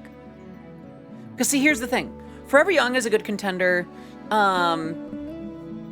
Forever. Oh, I'm glad you like it. Black UFO was up there for a little bit for me too. Because see, here's the thing. Certain songs evoke the rest of the season for me. For instance, Peppermint Hot Cocoa reminds me of the season, but I also associate it with times that I'll have what my mom and I will call Code PHC, where we'll get together and we'll listen to Christmas music as we drink Peppermint Hot Cocoa from Starbucks. And I love it because that first warm sip and that first opening chord to White Christmas by to the album White Christmas by Bing Crosby. It's a very specific sensation, and it is very much the welcome to the season. And I don't know why I'm for some reason my eyes will do the DreamWorks eyes, just one eyebrow down, the other one up. Anyway, but yeah, I think it's music, Christmas music. So when I hear it, it fills in the rest. Like I said earlier, when I imagine, when I listen to music, my mind will create pictures in my head. Hello, Aaron. Good to see you. I don't think I said hi earlier. Sorry. Christmas music has the advantage of Christmas Eurobeat existing. Well, yeah. Fast fashion is a really big sin. Yeah. I used to shop at Shein and Romway and things like that, but after I found out the extent of just how bad things are with those companies, I've avoided them. Even some of the retail stores that I'll go to, it's I feel weird being in here. When I think of romance, sometimes I did do that one. Thank you. Thank you for reminding me. When I think of romance, sometimes I think of the holidays. I don't know why. That makes sense, though. Actually, in a lot of cultures, the holidays are a time of romance. And, well, I'm going to be real with you here. For some reason, the idea of a Christmas romance is very appealing to me. Like the pictures of like couples around this time of year, like just being under the mistletoe, or like I don't know. There's a thing that I want to do with whoever I'm with in the future, where it's like they'll wake up on Christmas morning and they'll hop out of bed and they'll walk into the living room, whatever, and I'll be under the tree, only wearing a ribbon. But yeah, I really like, Christmas romance. I don't know, like I love this season so much, and if someone else shares that season with me, oh gosh, oh gee golly, I wanna be wearing like cute winter wear and get up on my tiptoes in my cute little boots and kiss someone under the mistletoe as it snows around me. Just oh, hold on now. There we go. One day, like once I've found whoever I want to share the rest of my life with, they'll wake up one morning and they'll go out to the tree and I will just be wearing a ribbon. Because they'll need to open their gift. Could you please get out of my mind, because you're describing what I've been describing, what I wanted to do in the holidays. Yeah, I feel like it's a shared thing. Like a lot of us just think the same. I don't know if I want to bully my cosplay friends to sew a costume for me. I see. I mean, you could learn. Yeah. My fingernails are starting to recover, but not perfectly.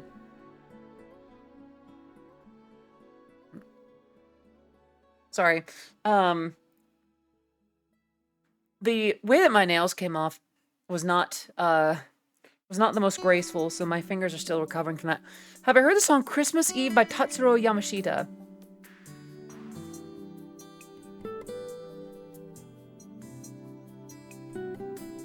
I will after stream. But yeah, I really like Christmas music, and I like the idea of Christmas romance. By the way, I'm sorry that I haven't spun the wheel. I like the idea of like doing a penalty, but I really like just talking about stuff with you. I know there's not much of a risk, but yeah, it's just like that. Yeah, the thing that makes me think about the holiday season is Christmas music. Is there ever a song that you wanted to complete so badly but couldn't because of mental block or something like that? Yes! I don't remember which song it was, but there was a song like that. At least one. Probably more. The average Tedsy with 9 months. 9 months.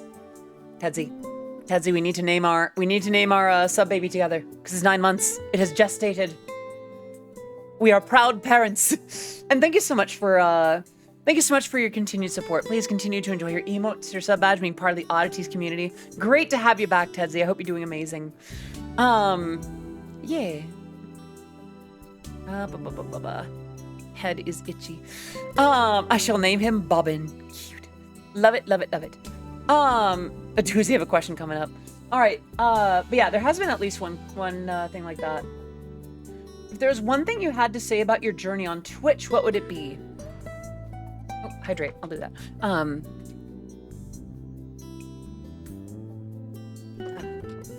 Thank you.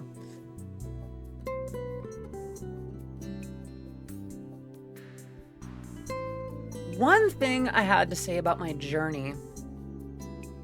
It has been a slow, rich experience. For as long as I've been on this platform, I haven't grown as quickly as a lot of people that started when I did have. I didn't really know how to build on what I do and get more people to watch what I'm doing and that kind of thing. But I have loved the experience of the people that come in. I feel like something about the Oddities community on Twitch specifically.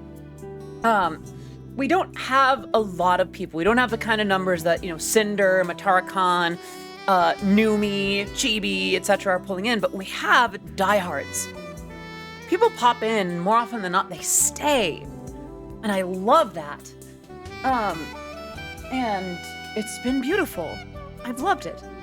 And now, especially now that I'm kind of diving into being a VTuber and a little bit more personality-driven content, that seems to be what y'all like. Y'all seem to enjoy this, and I do too. So seeing that happen, and then watching things grow from here, it feels like we've been on a very slow roller coaster. And now all of a sudden it's starting to catch up speed. And I really like that. I like that a lot. I'm gonna have a bite of my food. Cold.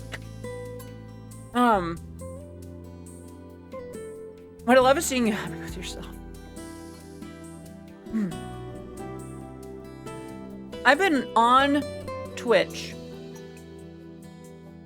for what, 7 years? Let me take a look, actually. My first stream was September 2015. No, September 22nd. Sorry. Maybe 21st? Something like that. I have been streaming 8 years. Ah! Thank you for the 100 bits, Agent B7. I have been booped by bits. Thank you so much for that. Every bit is appreciated. Every bit helps. Can we get some love in the chat for Agent B7? How are you doing today? I hope you're doing very, very well. But yeah, so 16, 17, 18, 19, 20, 21, 22, 23. So I've been streaming for 8 years and some change. And the last two and a half, I'd say, roughly the last 2.5 have been as a woman, and the last 2 have been as a VTuber. Aw, thank you. So many hearts, so many hearts. Doing okay, not great, but it'll pass. Aw, I'm sorry that you're not doing great. I hope that your time here will help you feel even better. It's been fascinating to watch things grow, because I originally just streamed to keep myself accountable to production, but now it's this different thing in its own right, and it's so much fun, and I love who I get to be and what I get to do and who I get to share it with, and I'm still doing all of what I love, but I get to be something more than I was, because for a long time I wouldn't do personality-driven content. I wouldn't do that kind of thing because I didn't like who I was. But now I do, and now apparently a lot of you do, and I love that. And I'm just very happy about that. So my journey on Twitch has been slow but rich, and now it is picking up speed. Thank you all for being here for that, by the way. Next question. Best Toho Eurobeat song of all time. Ooh, that's a good question. Are we talking about just the series, like the Toho Eurobeat series, or Eurobeat that's about Toho? Thank you. You're so sweet. Back from dinner. Welcome back, Scarble. Good to see you, but good to see you again. Best Toho Eurobeat song of all time. Ooh, that's a good question. I have to think about that. I do really like the OG Tiger Dance. I also really like, I liked Don't Break Me Down, but, I'm trying to think of just from the Toho Eurobeat series. You know what I'm gonna do? I'm gonna pick The Wheel. I can't answer that. They're all too good. All right, here we go.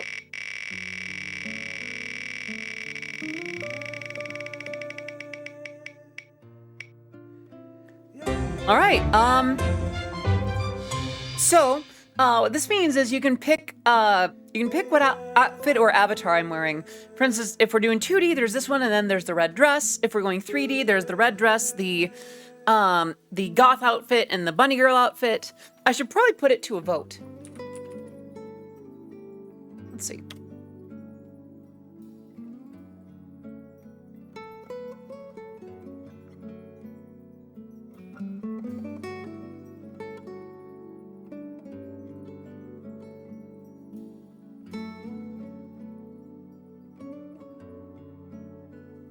Okay, I'll run that for 3 minutes. No, 2 minutes, and let's start. There we go. Please vote in the poll in chat. Simps. Well, yeah. What can I say though? People like when I look hot. All right, Gothesy is in the lead. With Bunny Girl in second place with 2 votes, Classic with 1 vote. None of the 2D avatars are getting any votes, which is surprising. Gothesy and Bunny Girl are tied. Classic and Red Dress are getting a vote. Gothesy is in the lead with 7 to Bunny Girl's 5. Classic and Red Dress both tied for 1, with Red Dress being the only 2D avatar not getting a vote. Gothesy still in the lead, 7 to 6 with Bunny Girl. Looks like we are going to be having ourselves a 3D avatar today. Oh, now it's tied up 7 for 7. Red Dress with 2 votes. The only one now outpacing 3D Classic with 2 votes to 1. Gothesy and Bunny Girl tied up. We are roughly about halfway through the vote. Oh no, she's hot. Why did I gurgle with that? What the heck? But yeah, that's the current standings right now. Time to gamble on the outcome. Yeah, right now it's 50-50 between Gothesy or Bunny Girl. I don't think I've done Christmas Goth yet. I love democracy. Oh, Gothesy and Bunny Girl both 8 to 8. 3D Classic with 1, Red Dress with 2. Gothesy in the lead, 9 to 8. Classic 1, Red Dress 2. Who doesn't want to see Just to Be Goth? I don't tend to do a lot of goth on my own. Every once in a while I'll do it, but people seem to like me and goth more than I like me and goth. Don't get me wrong.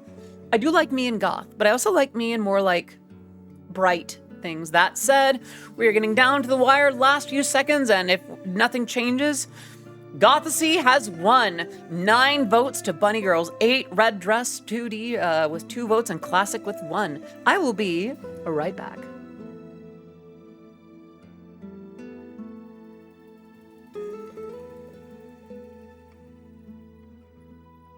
Aw.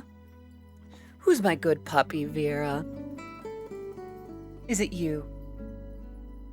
All right. Where's my leap motion? There it is. There's a cable for it. Is it plugged in? It's plugged in. Good, good, good. Okay. All right. Goth. Oh, it still has the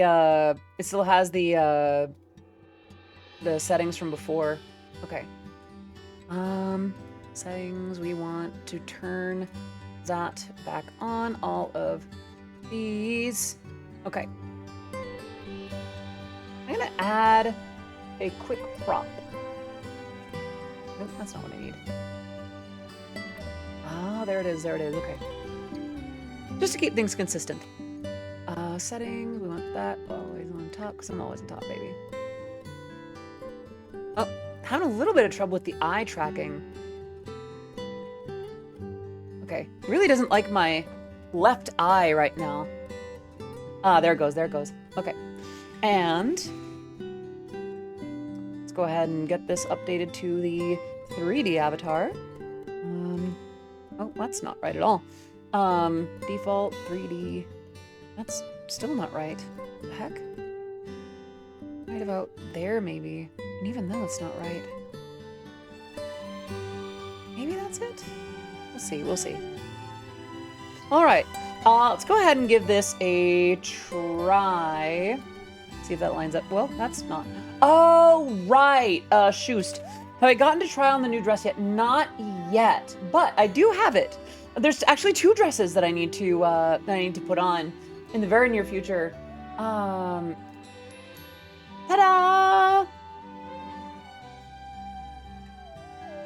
This one is for the bad ones. Yeah. So, that's my answer for the best Toho song of all time. All right.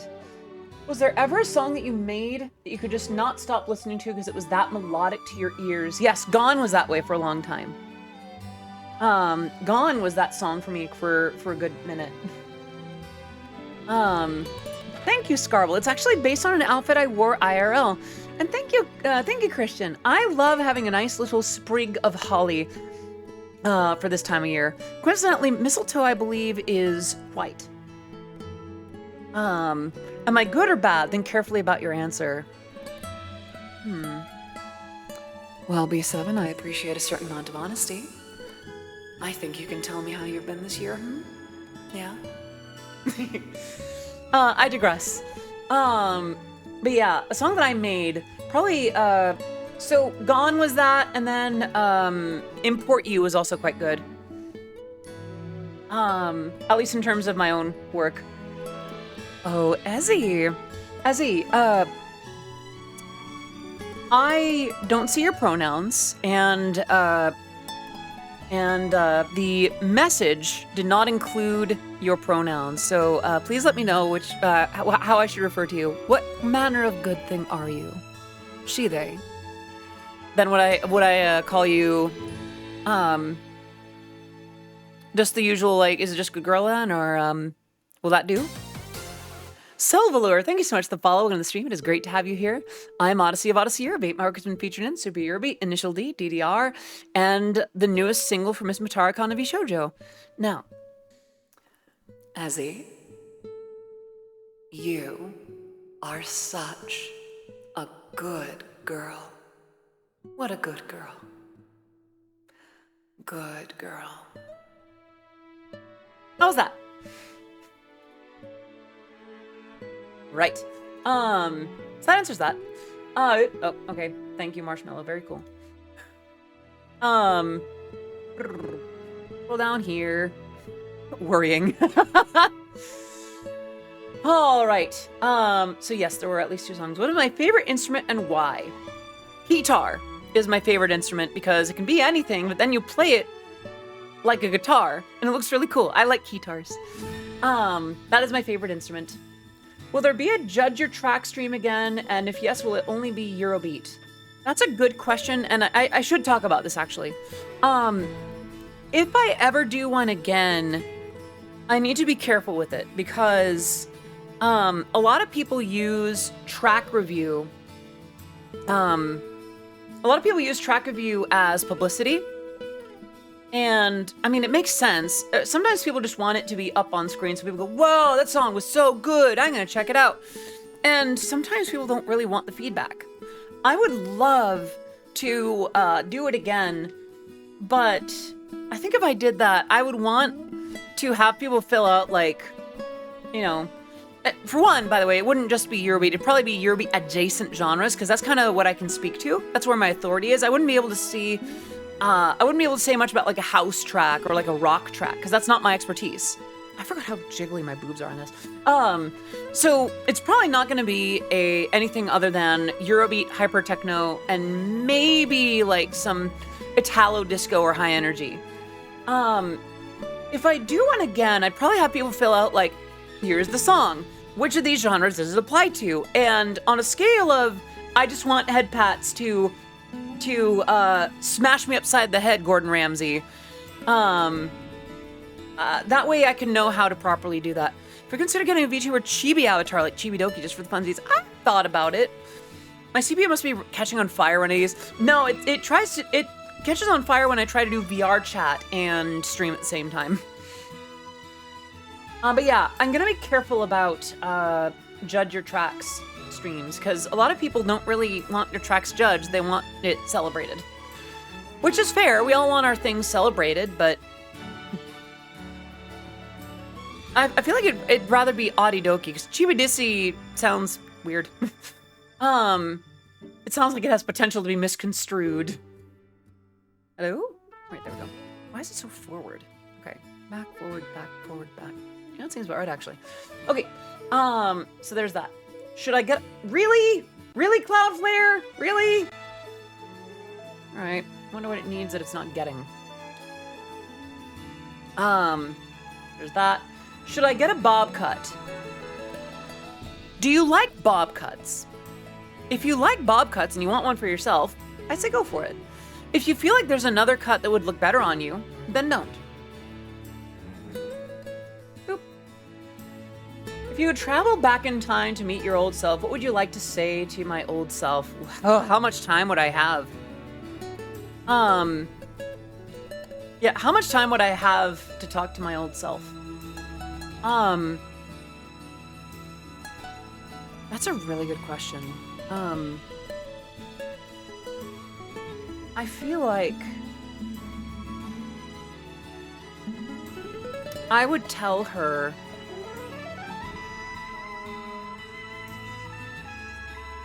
that we turn out happier than ever. That thing that we've been told to fear, that thing that we've been told will never work, that thing that we've been told is cringe or sucks. It doesn't. That it's beautifully valid and that a lot of what we grew up with was gaslighting, and to have a little bit of faith in ourselves. That we turn out to actually be prettier than we ever expected. And that being myself is not some inherent failing. That we run things by mental health experts and by God and by things like that, and we still find that this is who we are. And to stop being an asshole to people that confront us with that fact, depending on the time. I was not kind in my middle and high school years, but I'd probably tell him that we turn out to be quite a beautiful girl, and to be compassionate to people, and to not stop doing Eurobeat. That we get to do that for a living. That we get to do that in a way that it makes enough money to pay for rent. Isn't that sick? Isn't that sick? Sorry. Yeah, those would be some of the most important things that I tell a young Odyssey. Also, that I really need to just buy my own clothes and stop trying to borrow them from my sister and mom. Anyhow, was there ever a time that it was, how do you think about being your true self? I don't know if I understand this question. How do I think about being my true self? Was there ever a time that it was? I don't know. Time that it was, okay. I guess I never thought that it would be this wonderful. I thought that I would have to do a lot more fighting for myself, a lot more defending myself. I will say that I thought that the real me would be a lot more intensely feminine. It turns out that once you get past the honeymoon stage of coming out, you kind of settle back into a version of yourself that is more comfortable, but it's still you. Embracing my real self didn't stop me from being anxious. It didn't stop me from projecting and from assuming what people said and meant about things and taking things on that people never asked me to take on. She's basically baby. I am closer to 40 than I am to 20. It's okay, gamer boy. I think there's a good question in there. It's just a matter of figuring out how it goes. But yeah, I think there's some things that are surprising about it, some things that are, I would have thought that I would have stayed feminine more often. But I'm happy.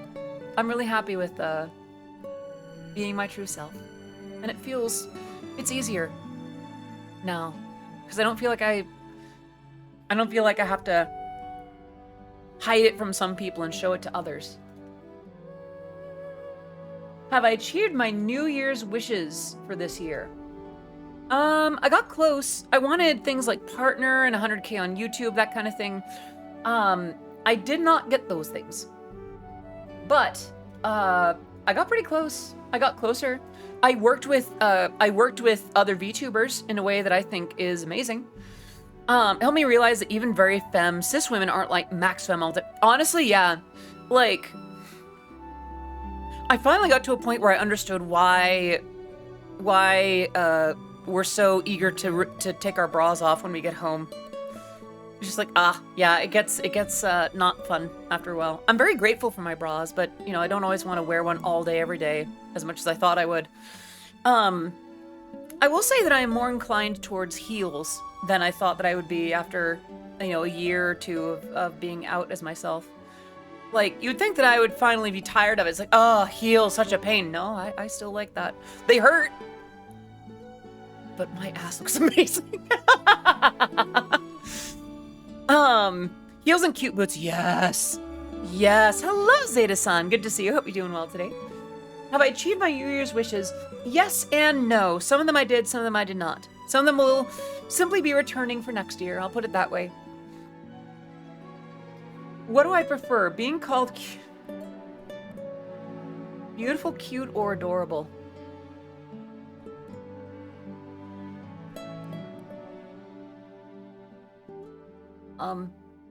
Yes, please. Depends on the mood, honestly. Sometimes sometimes I want to be called cute. Sometimes I want to be called beautiful. Cute and adorable. I feel like cute is kind of a quick thing. If you're gonna call me something for its effect, adorable is more effective. I don't know. I feel like all three of these are amazing, and I would not decline any of them. I only ever dressed femme once when me and my friends went as Vocaloids for a con and I got to be Miku. Right on. I mean, you can if you want. Like, I bet you looked amazing as Miku. Just, I don't know about that. I'm not that powerful. Insert the top joke here. Well, listen, you know what? Mommies can be good girls too, you know, darn it. Besides, is not the moment that a Dami Mommy character gets all blushy the sweetest of nectars? Is that not the most beautiful of moments? And, well, maybe this is one for me right now. I want to be all of those things. I like being called beautiful and adorable and cute. I will say, if I'm not in a mood to be looked down on, or if it's from someone that I don't, if it feels like it's coming from someone who's looking down on me in a bad way, I won't be as receptive to cute or adorable. Beautiful always works though. But if I'm comfy with someone and they call me adorable, then well, I'm okay with that. Let's see. Which singer or band did I used to listen to until a bad secret of them showed up, which made you stop listening to them altogether? I haven't had too many bands like that. I mean, Deadmau5. There's Deadmau5. I really wanted to like Deadmau5 music, but I mean, he turned out to be a transphobic, homophobic, runny pile of wet dog crap. And not good to the people around him, and just, like, really?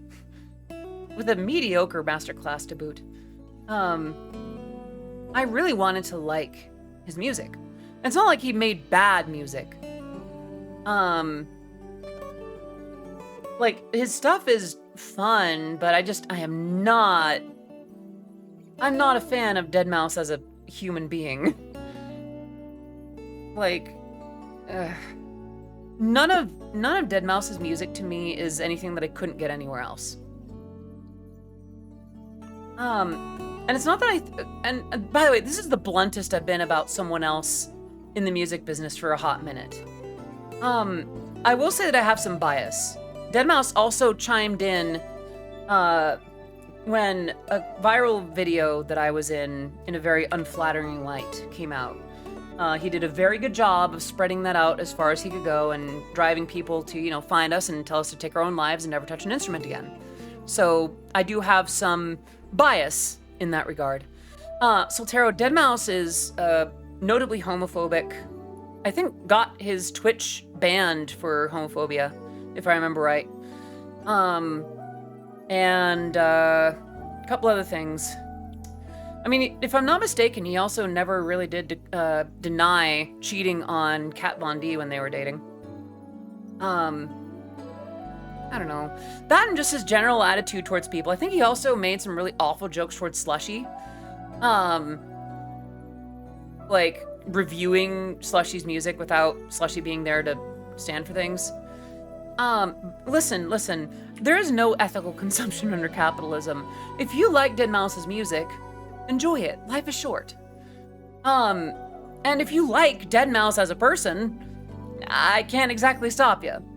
All I'm saying is why I am not as much of a fan of Deadmau5 anymore. I think it was the fact that he went out of his way to promote something where people told me to take my own life and never touch an instrument again, might have me a little bit biased. That was part of what made... I told you all about that week that I was scared to go out because of that viral video. Him promoting that was part of what made that worse. Because here was someone who I had looked up to. Here was someone who I did, to some extent, admire, and didn't know better at the time. Kind of knowingly going out of his way to fuel people reacting like, were you the one in that video? You're so terrible! You should never play music again! Like... no one should have to hear that from someone they see as a hero. So yeah, that with the homophobia and getting his Twitch banned for that kind of thing, yeah, he can go be terrible somewhere else. Yeah. If I wanted to listen to a pretentious prick with analog synths, I can go so many other places. More deserving, too. Mousetrap as a label is not bad. And by the way, I should indicate that I'm not sitting here as being like, oh, Deadmau5 is some irredeemable monster. It could very well be that he's grown. It could very well be that in the last few years, where he's actually kind of taken his licks from the way he's treated people, that he is a better person. I'm not counting on it, especially from the way that he interacted with Young Skirt, if I'm not mistaken. But, I don't know. I have that bitterness from my own experiences that kind of taints how I perceive Deadmau5. So make of that what you will. Take my talk on Deadmau5 as an artist, as a whatever, with a grain of salt. Yeah, that's my answer to that. If I had the opportunity to actually do race car drifting or toge mountain runs or drifting drives in Japan, would I do it or learn how to do drifting? I would learn how. I wouldn't participate in it until I was really good at it, because that's a lot of what am I on about? That's a lot of responsibility. That's a $1,000 or more crashing that could happen if I don't do that right. And I don't want to fall off the side of a cliff, in a car. I would learn. I probably wouldn't do drift car racing. Or race car drifting, rather. Yeah, I would learn. I don't think I would actually get into a race of any sort. Most cringe riz I have ever heard. I was talking about that bartender. I was talking about that bartender when I was at the pub a few years ago. I believe it said something like, for someone with a Y chromosome, you sure are prettier than any of the real women here. Bruh.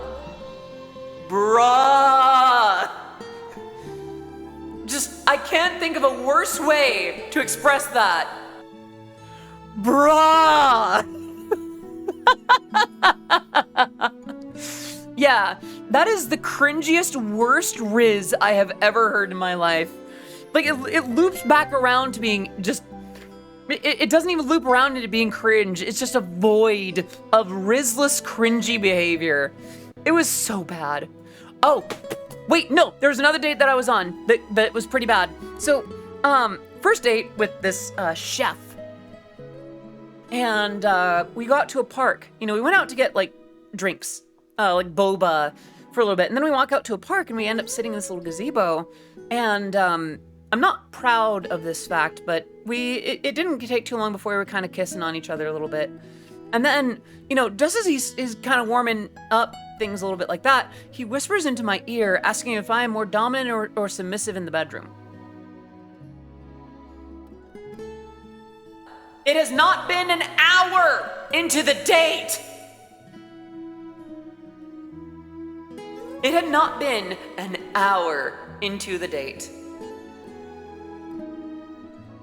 To be fair, and while I'm not proud of this, he was able to start smooching on me a lot quicker than I thought. I didn't really know how to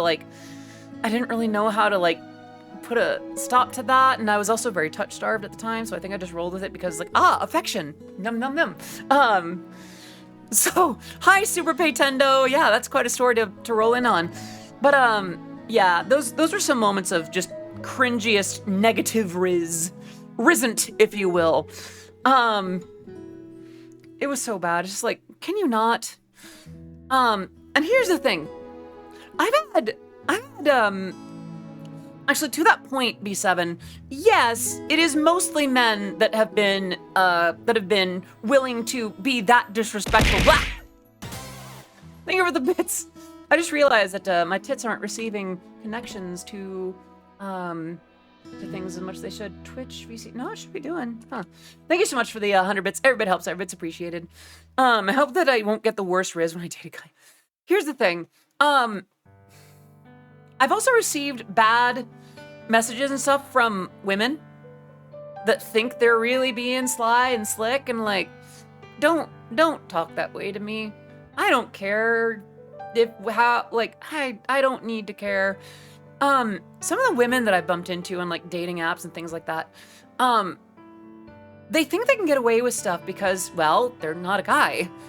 But you still have to be respectful. I'm trans, not desperate. I am an absolute snack. And I actually, no, I'm not a snack. I'm an entire meal and I should be appraised as such, you know?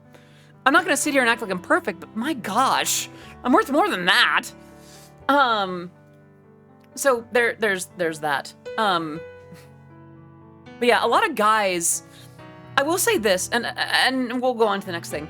Guys on dating apps with trans women, please understand, literally just treat us the same.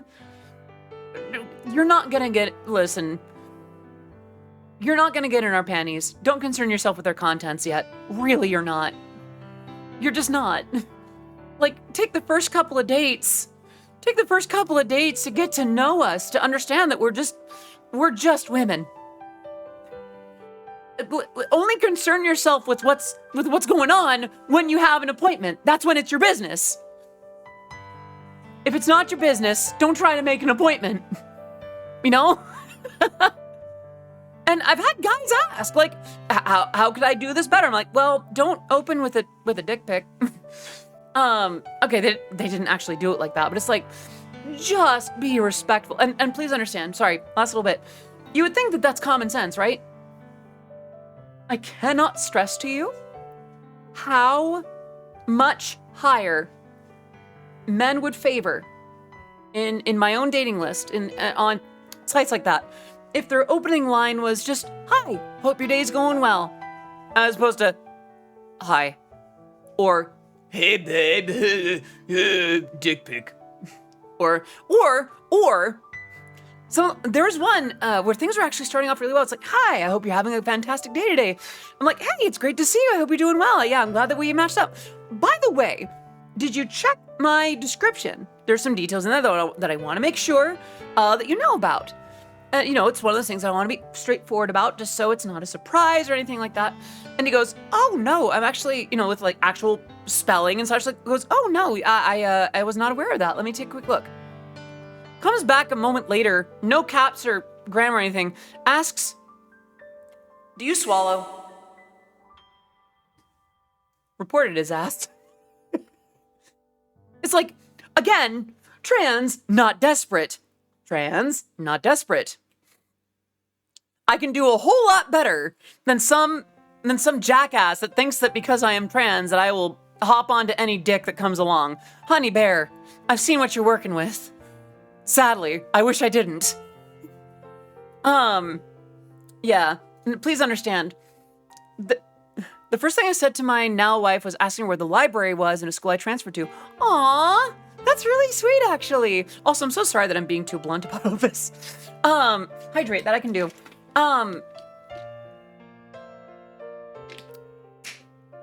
Gents, masculine presenting friends, actually masculine anything friends, like, please understand, human decency will put you above 75%. 75% of what we get message-wise. Like, and here's the thing, Selvalure, men aren't trash. Boys are trash. Boys that haven't learned basic respect. Boys that don't know how to treat another human being properly. Boys that don't know how to respect a lady, a woman. Boys that make excuses to not respect others. Men are not trash. I would even go so far as to say the kinds of people that, the kinds of men that need that kind of discussion in the first place are probably not as much men as they might think they are. I very much enjoy men. I don't like boys. For a number of reasons, not least of which being that that word entails a certain youth that I'm not really into. I actually do kind of like slightly older than myself. But yeah, no. Dating tip from a trans woman that's been on Tinder more than once. Just treat us with respect. It's not that hard. It's not that hard. It's really not.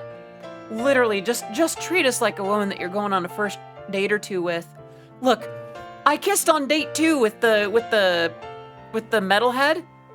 I asked another cute crossdresser if they would play something for me on their mandolin. And they goes, "Oh no, I'm sorry to hear that. That's really sad, actually."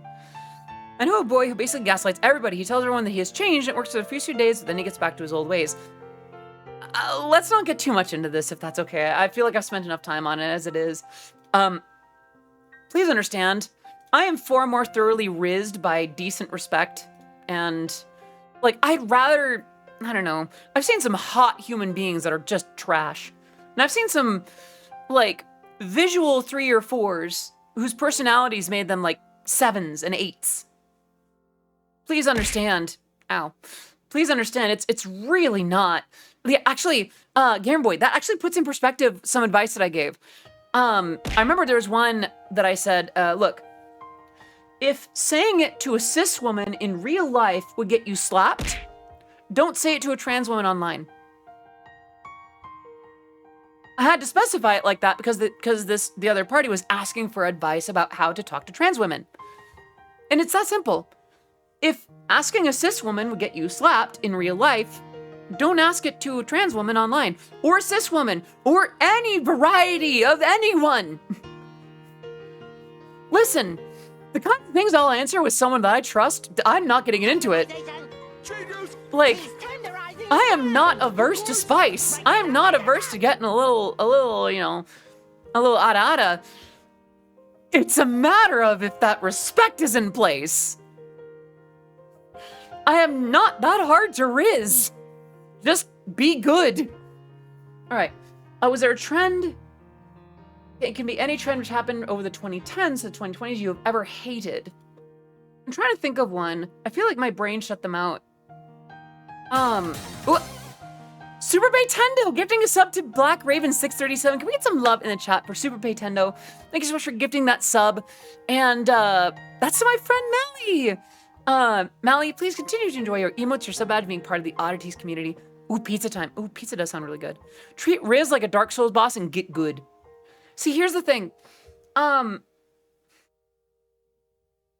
would rather date someone a couple of times and know it's not working and still have a good time than have people think that they're gonna get something lucky right off the bat. A lot of people on dating apps seem to assume that trans women are just willing to jump on whatever. It's like, no, I'm a hopeless romantic over here. I want the whole everything. I want, like, I don't know. I mean, I understand it. Sometimes people are just horny. But, like, be open about that in a respectful way ahead of time. I actually had a really good, sorry, last little bit and then we'll get on. I remember there was an interaction where someone was like, hey, you're really hot. I am attracted to you. I would like to experience sexual relations with you, but I understand if you're not. I actually appreciated that. I'm like, thank you so much. I'm not here for that, but I appreciate that you're straightforward. I hope you find plenty of sexual encounters out here on Tinder. It worked. Where'd the romance go? Did it just devolve into I see pretty woman? Let me, basically, yeah. Or actually, no, it's not even that. It's I see pretty woman, instant dick pic. All right, trend from the 2010s that I hated. That I hated. I'm trying to think about trends that I hated. There aren't a lot. Not a lot to come to mind. I remember Coney 2012. That was kind of annoying. Are men so desperate to show how masculine they are, they have to show a dick picture? I think in some cases they are. I'm sorry, that's a very different discussion, and I'm trying to get back to... Sorry, if I don't let go of that tangent, I will never stop. I have some feelings about that discussion. No worries. Whatever happened to human decency? Out the window. Honestly, if I saw you in real life, I'd turn to a mumbling, blushing, desperate mess. Where does... You know what? I'm gonna spend a few more minutes on the tangent. I really do feel like there is a pressure on masculine people today to behave in rather abhorrent ways, and it's not fair to anyone. It's not fair to the people that have to deal with them. It's not fair to them. It's not fair to, it's not fair. Let masculine people have feelings. Let masculine people see feminine beings as human. Let masculine people not have to meet someone else's expectations. Let men just be charming, be sweet, have feelings that are human. Like, there's a pressure, and it got worse over the 2010s and 2020s. We have this, like, weird push that if you're not the most traditional, like, warrior dude dick haver, that you're nothing. That if you've ever enjoyed a soy product, that you are already transitioning. That showing emotion or allowing, like, the weird studies of women's positions and things. Like, she's leaning away at this angle. She's a bit. It's like, really? Really? And understand, it's part of why. I'll also say that I remember being extremely hard on myself when I was still trying to live as a guy. I used to see these things, and while I understood that I was not held to the same standard, it also felt like the extent of even just being part of that group weighed on me so much that I tried to kind of not necessarily self-punish, but I tried to, like, I didn't know what to do with myself to remedy that. I think that might have been part of why I was so reticent to get into the dating world, because, like, it's not that I couldn't be anything without those things, but it's like, why would anyone take a chance on me if I was even just part of that group? And understand that, like, I was not unattractive back then. Some would even say that I had at least a minimal amount of riz. But, I don't know. Men get put through a lot. And if they're not this particular brand of awful that they're told to become, they get crapped on for it. If you're not the most masculine entity out there, then you're nothing. If you're not an alpha sigma balls, you know? If you're not an alpha sigma lone wolf, never ever need anything from anyone ever, but always have all the money forever, and only ever have casual sex, never have close relationships, why do you think you have these issues? They're just signs that you're weak. That's not human! We need to give men a little bit more than that. They need a better future than whatever the manosphere is offering. And please understand, obviously I have a certain amount of bias in this situation. I'm probably not the most qualified to speak on men's issues, seeing as I hopped that fence. But I don't know. I've seen some folks that vote more left, but behave more conservative. I guess I don't know. Like I don't even know if it's a political thing. It's just be good. Man, I do not envy what society has placed on you. And I'll go so far as to say I've seen some women behave in ways that enforce that too. I remember seeing posts about like, if a man's not 6 foot, he's not human, or like, oh my gosh, I tried to date a guy that was smaller than me. I don't need a guy that can fit in my purse. That's terrible. Awful. What a terrible thing to say about a group of people that's judged on every little thing in different ways from women. By the way, I'm not going to sit here and say men have it worse. What I'm saying is that men are not without issues in today's society. I'm not going to spend too much time on this. The point of this tirade is, I have a certain sympathy for masculine presenting people today. And it is not in a sense of looking down on anyone for it either. I think there are plenty of masculine people that are great human beings. The thing that I really liked about the metalhead guy that I dated, he told dad jokes. He had a great sense of humor. He wasn't the most masculine individual ever. I mean, he could pick me up and split me in half like a log, but that was not what attracted me to him. It certainly didn't hurt.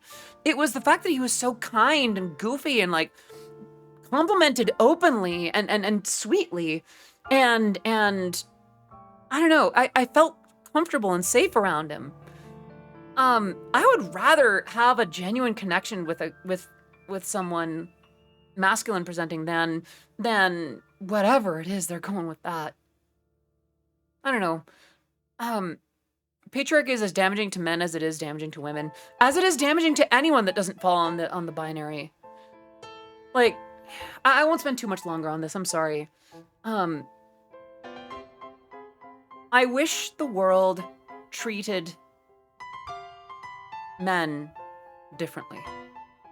I'm not going to sit here and act like I would have stayed like I was trying to be cis if I was treated better, if I saw men behaving better in my life, but maybe I wouldn't have felt as disgusted with myself being lumped in with the behaviors of the worst of them. And I know that was a me thing, that was a skill issue on my end, but I guess I'm compassionate to men that struggle. Why is it that when a man is sensitive or a woman is masculine, it's not acceptable all the time? Can't people just be people and just live the way they want to live? Other people have a weird sense of entitlement to the rest of society.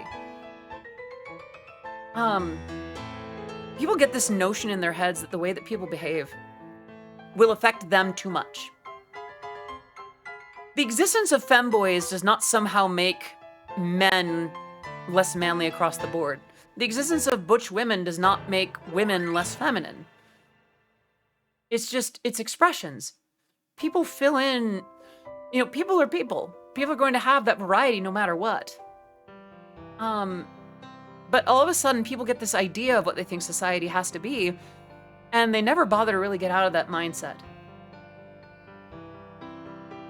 I'm sorry, I'm spending too long on this. I'd like to get back to questions if that's okay.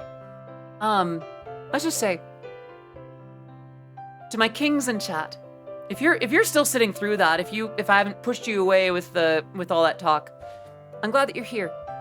You are very likely the kind of man that the world needs to see in life. Maybe you have some issues, maybe you're not perfect. There's time to work on that. And the world could stand to be more compassionate towards you. I'll say that. Men deserve better than what they get right now. With that, let's get on to happier subjects. The trend that I hated. Actually, I think it might have been the less than 6 foot thing for guys. I think that might be my trend of 2010. Okay. Thank you, Marshmallow. Very cool. Okay. So I answered that. 2 of my last releases talk about the feeling of rediscovering love after a long time. It's something that I personally feel. This made you private. What made you think like I'm ready now? So thank you for those two. I'm not at a point yet, but it helps a lot moving forward. I'll be real about this. I have been confronting traumas in myself and certain things about just how my brain works. And bluntly, I'm starting to come to the conclusion that I finally found the traumas that came from my stalker situation from 2021. It's hard for me to trust other parties with romance. Because one of my first relationships, for the record, the first relationship that I was in, we're besties. We're on fantastic terms. She's amazing. I support her so much. I love her so very much. She's one of the only people in the world that will call me a bitch, and my day is better for it.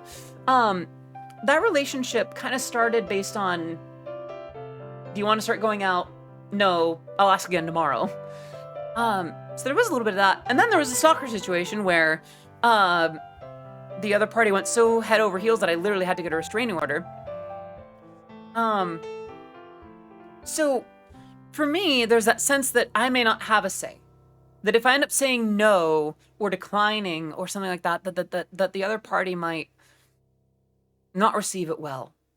Or that it won't be my choice, that they might pressure me into something, that yes, or I'm in trouble.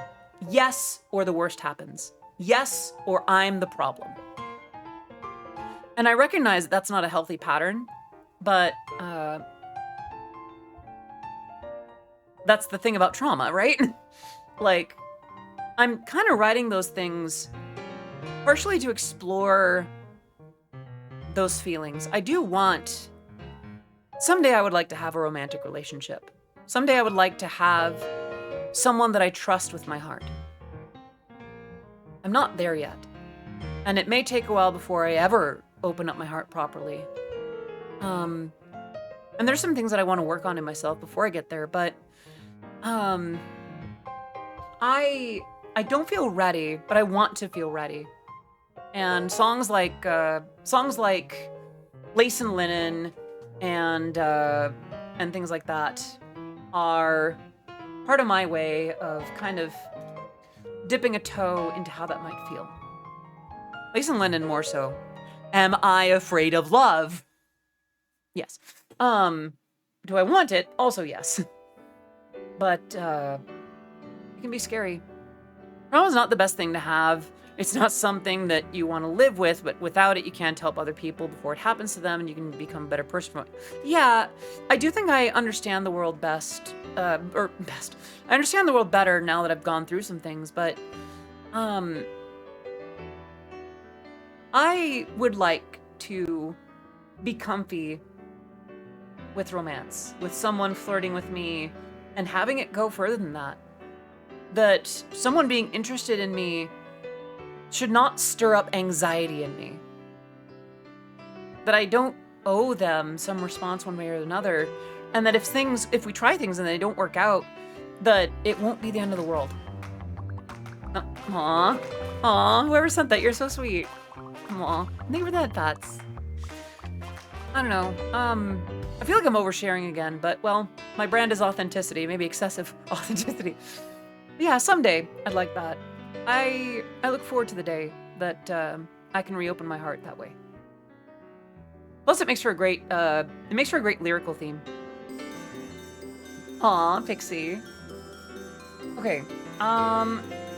Was there anyone you saw or passed that made you so nervous to even be around or see them that your mind just turned mush? I mean, I was at TwitchCon. I got that way about a lot of VTubers at TwitchCon. Not that I would say that I turned completely to mush, but I've fangirled over people before. Girl, if I could end up married and finding someone, you'll find someone. Aw, thank you. I would like that. I'll be real. Not long after I finally embraced myself as the real me, that dream of being romanced and someday having that wedding of some sort. And just, I don't know, those little sweet moments. Nah, Yeah. Was there anyone that I saw or passed that made me so nervous? Yeah, I can't remember exactly who, but I've definitely felt that feeling before. What hairstyle do I like and what do I hate? I really like... That's a good question. I really like wavy hair. I really like long, wavy hair. I kind of want that for me, too. But I really like that on others. Or, maybe just like short. What do I hate? There's not a lot that I hate. There are a lot of people that have, like, hairstyles that I would think that I don't appreciate. But they wear it well, you know? I don't think that there's anything that I really like, that I really hate, you know? With the world of clothing open to me, how did I choose my style? I started with the most feminine. When I thought about what validated me, fashion-wise, I thought about, I love dresses. I love, wait, what's up, Pixie? What is it? Take your caster. What's up? What's up, Pixie? Can you make it? Sure. Wait, did Mousy just win something? Yay! Oh, congratulations, Mousy! I'm guessing she won the Game Awards for Best Content Creator. Let's go! Way to go, Mousy! Yay! That's fantastic! Congratulations, Iron Mouse! Much deserved. Creator of the Year. Ooh! Even better. Aww. She's crying. Aw, much earned. Okay. I noticed that Mousy is one of those VTubers that people can't really bring themselves to criticize. There's nothing that's like, that really sticks in a way where people are like, oh yeah, she's terrible, or oh, she's better. She's so good to others, and like, I don't know. I am very much Team Iron Mouse. I don't know. She deserves the world. She's worked very hard and is good to those around her. For that, I hope that she sees more like this. How did I choose my style? I saw what I liked on other people. I saw what I liked on the characters that I enjoyed. I saw what I actually liked when I was younger. And I went with favorite colors. I went with what I thought was the most feminine. And I kind of went based on how it made me feel. From there, I started to kind of look into my own body shape and eye shape and things like that. And I started figuring out what tends to flatter my particular body. And I started to, take care, Jesse. Thank you so much for popping in. Have a great rest of your night. I chose it kind of based on that. Like, well, I like dresses. Okay, so, I'm probably gonna go with a dress that has a bit more of a flair to it, a little bit more of a poof. I tried pencil skirts and they didn't really flatter my figure at the time. Bodycon's probably a little out of the question for a little while. Crop tops, I tried it very briefly. I think I liked them on me more last year than this year. So some of it came from trial and error. Some of it kind of, when did you find out that everything looked flattering? I didn't find that out. I don't think everything looks flattering on me. I think a lot of things look flattering on me, more than I will give myself credit for. But there are definitely some things that I don't like how I look in them. I was surprised at the bunny girl outfit. Actually, some things I'll just try based on if I think they'll make me look good or sexy. And more often than not, it actually ends up kind of working out. Was just asking for someone who would never allowed. Aww. I think there are some ways to kind of delve into things subtly, subconsciously. You can wear things like under what you're doing just to kind of fit it. There are ways to kind of sneak style in like that. But yeah, I kind of went just based on how, on what made me feel good and what I liked seeing. Did I already pick my Christmas presents? If yes, can I tell you what they are? I am actually very behind on Christmas gifts for like family and friends. Oh gosh, I need to get on that pretty soon actually. I have not. I'm very behind. Help. But yeah, my answer to that is no. My two LiPo batteries are rated at 7.4 volts but are reading 7.7 and 8.0 respectively. My multimeter might be suspect. The internal batteries are fresh. and other voltages report correctly. Even if lipos can report a higher voltage than a single cell is typically charged to, the V2 falls within typical values. The question is, are both cells putting out that much, or because they are S2 batteries, the individual cells are operating closer to the correct rated voltage and sticker rating is off? I just want to see a spin, wahaha. If you deem this doesn't count as value. So here's the thing. I would generally, when you're dealing with electricity, I would think that generally speaking, the batteries are going to output the same value. You're probably getting two different values based on the current at the time. Unless you're reading them one at a time. It could very well be that they are outputting, beyond typical values. I think it is just a matter of lipos reporting higher voltage than single cells.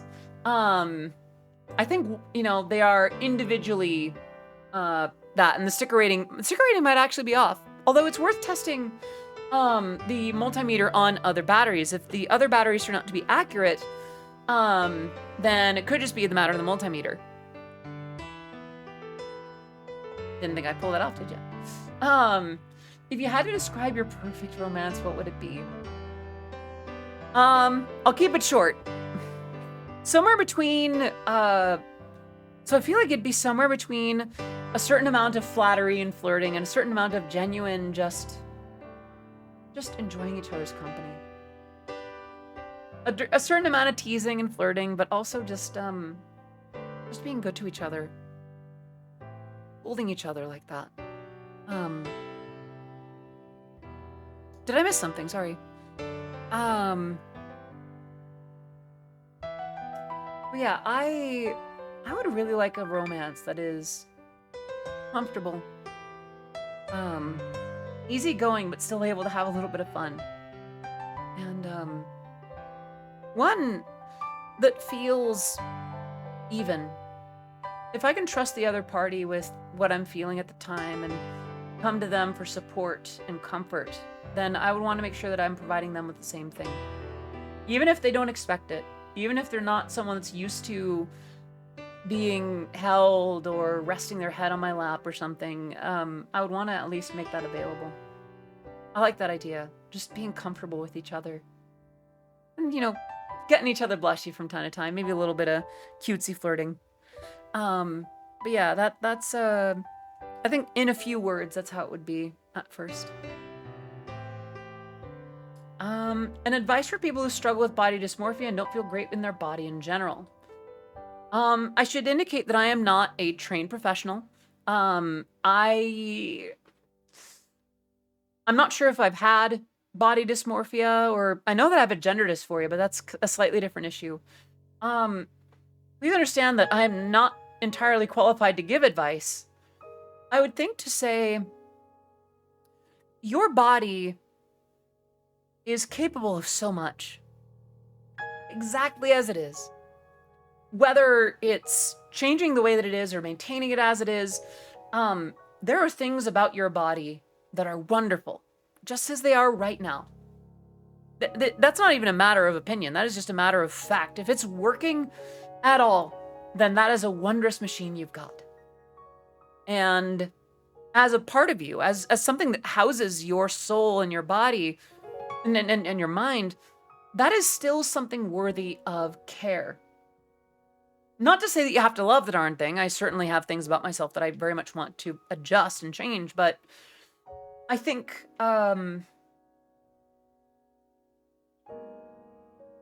instead of focusing too much on loving your body, I think a sense of loving yourself as you are is necessary first. I remember thinking that I would not want to take good care of myself until after I've had various surgeries and operations and this happened, that happened, until I had boobs, until I had a wider butt, until I had, until a couple of situations were taken care of. And it didn't come to that. I learned that who I am is wonderful, no matter how the body that houses it is. There are things about myself that I'd be more comfortable with if it changed on my end. And there are some things where I'd like to communicate with the rest of the world easily. But that is a personal choice on my end. And my value as a person is not determined by my body. There's nothing about my body that is so bad that that it invalidates my existence. And the same is true for you, period. There is nothing about you that invalidates your existence, that makes you unlovable, that makes you unvaluable. You are as you are right now. Your body weight, your body shape, your whatever it is wonderful because it is yours. You are worth taking care of. Your body houses you, and I think you should take good care of it because of that, but don't do it because someone else thinks poorly of you, or because you it's worth evaluating why you feel that way about your body.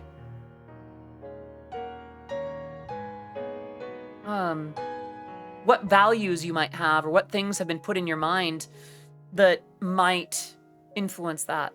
And it's hard to do, but it's worth being real with yourself about why you feel that way. Again, I don't know if that's of any help. It's probably not. I'm not qualified to make statements like this. But I guess the ultimate thing would be, there is nothing about your body that devalues you as a human being, as a person. And anyone that has suggested otherwise can... I'm going to say a word that I'm not very proud of, but I think it needs to have this kind of... Kisaki, hello! Hello, Raiders! How are y'all doing? Kisaki, an invasion from the Kisociety. Hello! Thank you so much for popping in. If we have not met before, I'm Odyssey of Odyssey Eurobeat. It's great to have you here. I make Eurobeat music. My work has been featured in Super Eurobeat, Initial D, DDR, and Matara Khan of Shoujo. Kisaki, how are you? How was your stream? And then we'll do, let's see, there we go. You're doing music. Oh, were you producing today? So, for those who are just popping in, I've just been doing Truth or Spin, where if I didn't answer the questions here, I would spin. And, you know, I did spin once and I chose Gothesy. But, it's kind of... My response to that is, stream was good. First stream on a new PC and it felt, ooh, new computer. I know that you're working in, you were streaming in Logic, wasn't it? We're got a new arrangement cover for Friend today. Ooh, like that. Is it, do I remember right that you were on Mac before and now you're, are you on PC now, or is it another Mac, or, what's the situation if you don't mind me asking?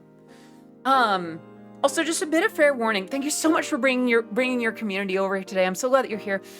Some of these have gotten a little dark. Oh, dual boot. I used to have a dual boot. It was good. Some of the questions are getting pretty deep. Like we're just getting off a question about body dysmorphia, and while I'm not qualified to speak on that, I did try the best I could to I guess just at least speak words of kindness. But yeah, that's what I got for that. Have I ever used Utao before? I have not. I tried. It never really got there. Never really worked. Are there any of my songs that I think are underrated? I feel like people really slept on the Monster Mash remix. Yeah. Let's see, the Monster Mash remix. I feel like the fact that the night cover isn't at 100K yet does surprise me. Other than that, I feel like Ultragraph could stand a bit more love. That is out there. It's been deep thoughts with Odyssey. It's been really nice. I'm glad. This looks fun. Where are the questions piling? I have marshmallowqa.com collecting questions. There are a few more left, so I shouldn't be too much longer. Yeah, I think for one, I think Monster Mash remix was the most slept on, followed by the hyper techno remix of Cunningham, which, don't get me wrong, it's age gated, so it's literally like YouTube can't block that fast enough. But you know, if you're here, you're of age. So, and then like if you're of age, then you're able to watch that video. Gonna head out now. Christian, thank you so much for popping in. Have a great rest of your evening. So yeah, I'd say Monster Mash and the Cunningham Hyper Techno remix Are there any models or outfits I want to get in the future? I'd love a, well, there's some that are coming, but I'd love to have like a Christmas outfit. Like, I don't know, like an idly Christmassy outfit, or maybe just like a regular outfit. Listen, there's nothing really that specifically comes to mind other than like, ooh, cute Christmas outfit. Otherwise, I'm a dress-up doll. Put me in just about anything. If whoever's working on my models or outfits for like streams wants to put me in something, I already approve. I already approve. Put me in pretty things. Yeah, I feel like the most imminent thing would be a very, like a Christmas dress. Was there ever a song that I put everything of me into it, that I was so proud of it, I just want to show it off to anyone I knew because it was so representative? For a little while, it was Gone. More recently, it was Lace and Linen. I'm trying to think of other ones, too. Inflatable T-Rex costume, Audie, here we come. I'm not against it. I think it'd be fun.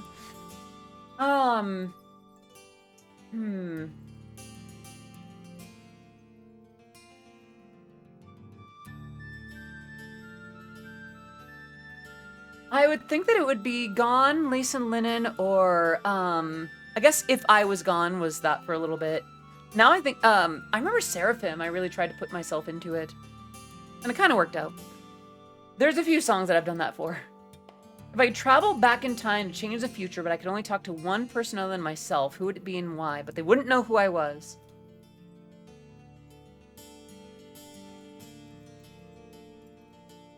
I'd probably talk to my parents. I'm not going to get into what I would tell them today. And I'm not going to sit here and suggest that my parents did some awful job raising me. I go so far as to say I really had a great childhood, all things considered. But I think there are things that I would tell them that would probably make the years that followed much easier. Just the way that they might have handled certain things or noticed certain things that were happening. Yeah, I think that would do it.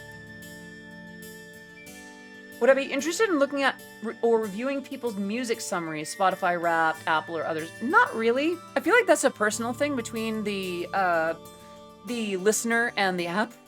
I would only really be able to review that. Maybe watch Game Awards. Not gonna do that today. If you want to watch that, there's so many other streamers handling that. I'm selfish. I want you for me. But yeah, I don't think that would really work for that. If you could read minds, would you want to know what the people you told really thought when you first told them about the real you? No. I would not want to know that. There's not much that I would do with that information. If they've grown... Here's the thing. People very seldom invest a lot into keeping up a lie if it doesn't benefit them. And to some extent, if they really still felt unfavorably towards who I am now, they would stop. They wouldn't involve themselves with me. They wouldn't bother spending time with someone they don't appreciate or support if they don't have to. And for me to know that someone didn't think it would work, then changed over time, then what good would knowing how they thought at first go? I would know who to avoid. I feel like I already kind of know who to avoid anyway. I think people, when I am straightforward about myself, and that tends to encourage people to be straightforward about themselves. And if that means cutting ties or not associating, then that's that. I don't think I would want to know what people I've told about myself would think. I'm gonna be honest here. I'd rather have some blissful ignorance.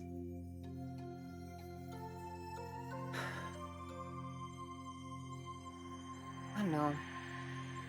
I don't like that idea of knowing that. Was there ever a time when I thought I was faking it in life, like how I looked? Oh, often. Before I really embraced myself as a woman, there were times when I really tried to dress fashionably. 3D Audie, yes, hello! Welcome back. There were times when I thought that I was dressing very stylishly. I was not. There were times when I thought that I looked very handsome. I did not. I mean, there were some times when I did. You know, I looked good in a suit. Forgive how bluntly I say this. There were times when Travis was very attractive. Just looking back, it's like, yeah, handsome dude. I look so much better as a girl. I really do. We took the same person that people liked and added tits. Is the site meant to be in Japanese? Yes. Marshmallow is a Japanese website. But yeah, in terms of how I look now, no, I think it was less about faking it and more like I just didn't suit it yet. Like, I believe it was Michelangelo that once said, oh, no worries, take care, Soltero, thank you so much for popping in. I believe it was Michelangelo that said, my statue is already in the marble. It is just up to me to carve it out, to bring it out. And I kind of felt like that about presenting early on. Hello! Is it fair? Sorry, I'm just realizing I don't know how to say that loud. How are you? How are you doing?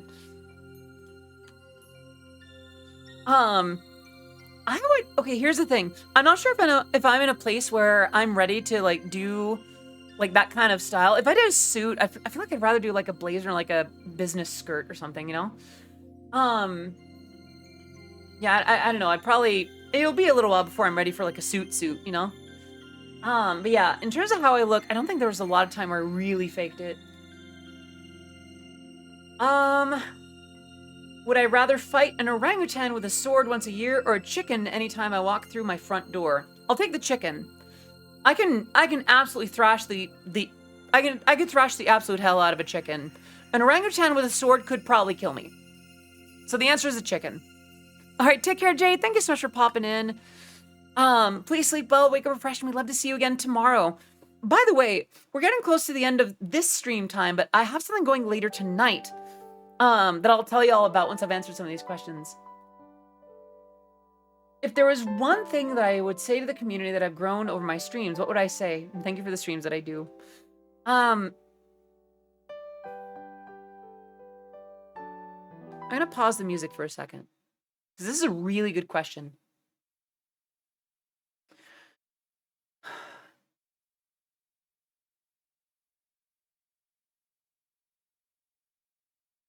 Thank you for making this possible. When I started streaming more than just every so often, I really thought that people would only support. There's a lot of noise going on outside. I thought people would only support what they wanted to hear. That I couldn't really do anything outside of the Eurobeat box. If I wasn't producing Eurobeat, then why bother? If I wasn't, you know, the Odyssey that people knew at the time, why bother? I thought of myself as a Eurobeat dispenser.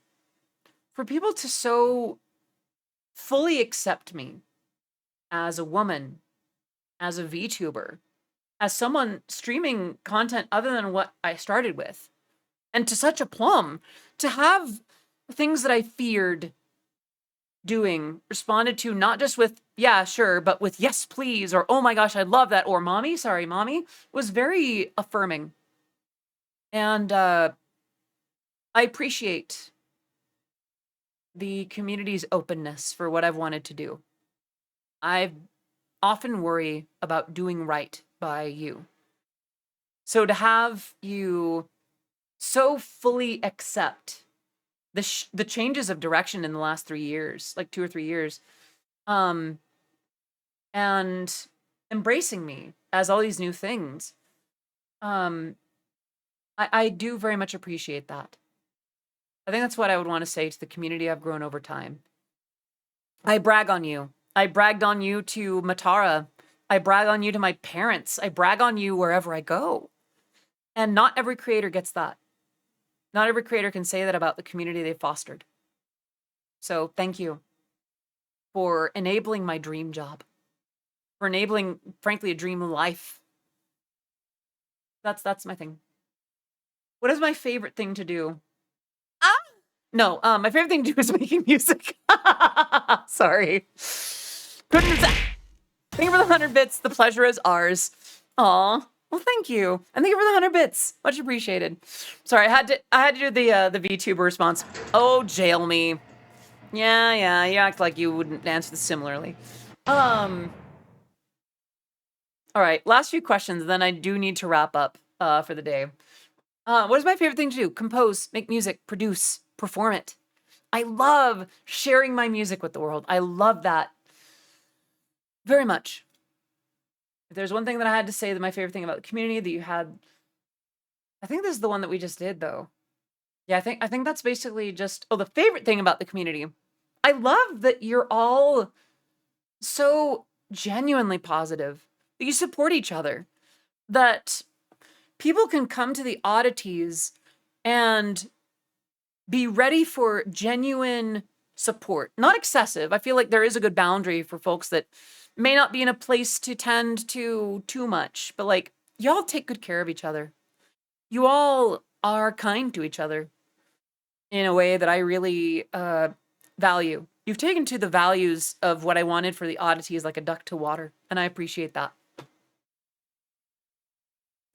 What came first, the chicken or the eggs? Opinions. I believe that no matter what perspective you look at it, some variety of chicken or whatever came before the chicken laid the first egg. So I think the chicken, the closest thing that there was to a chicken at the time, laid the first egg. So I think the chicken came first. Yeah, I think the chicken came first. Where did that chicken come from? Probably an egg that wasn't for chicken. A chicken came from something that wasn't inherently a chicken. But that chicken come from an egg? Probably not. Could have been the same kind of ancestor that led towards mammals. That's my thought on it anyway. The predecessor to chickens may not necessarily have been chickens. Exactly, your boy pasta. That's my thought. But that's not a chicken egg. Hello, fifth wall. Came from a dinosaur egg. I suppose so, but that would not be a chicken egg. But then, you go to the first, you go to the very first living animals that could lay eggs. It is the notion of an egg is loose enough to where it can be flexible. But I do think that an animal would have to start with something that lays it. The very first creature likely did not come from an egg. It probably just started from the first form of life.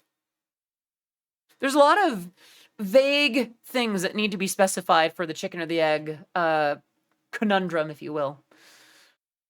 Yeah. Well, this question got me to spin the wheel. It will not, because I do need to wrap up, but I want to talk to you all about what's after this stream. So, bad news is this stream is wrapping up. The good news is I'm not done streaming today. Oddities, my lovelies. At 7:30 p.m., I will be joining other VTubers and streamers in a game of Lethal Company. I don't know who all is gonna be there. Oh, think of the headbutts. But, whoa.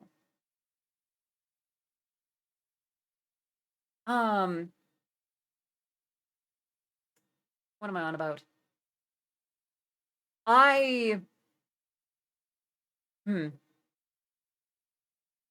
Let's see. I need to go to the bathroom, so I'm gonna be done real quick.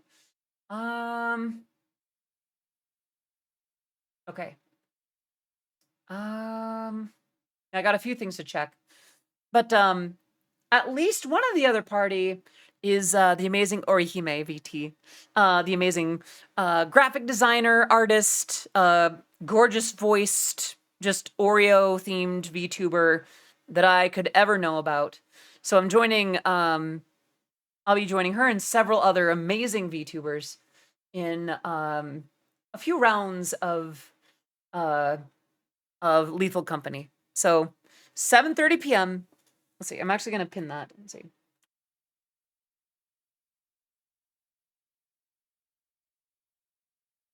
I'm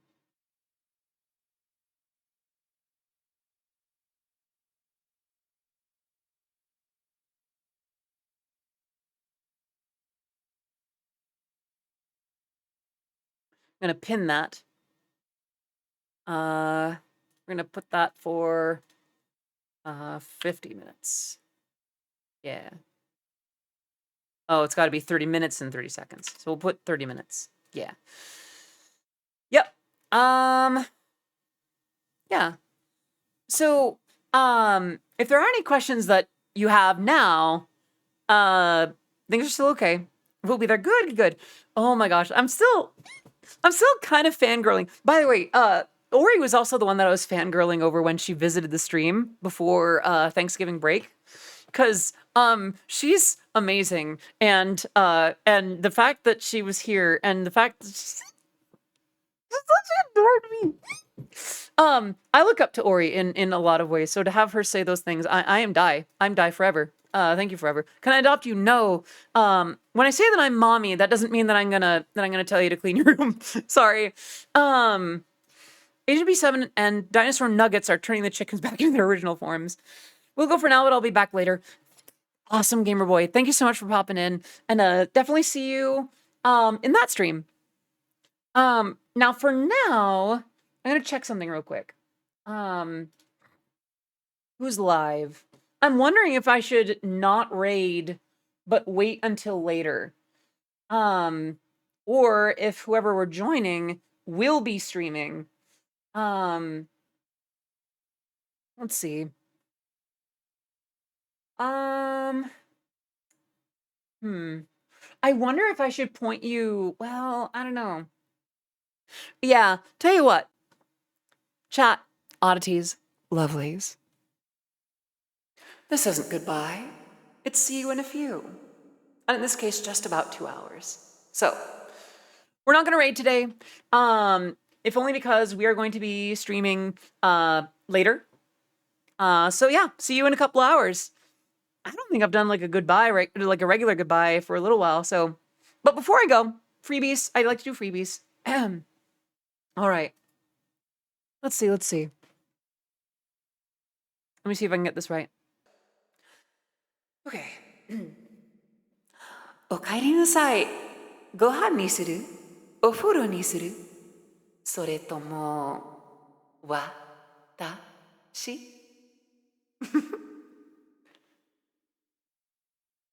And on that note, I will zoop. Well, let's try that again. There we go. With that, I will be seeing you in a couple of hours. Go get dinner or breakfast or whatever meal it is where you are. I will see you soon for some lethal company. Until then, bye-bye for now. Otsukare. Bye-bye. Bye-bye. I need to workshop the Otsukare thing. Bye-bye.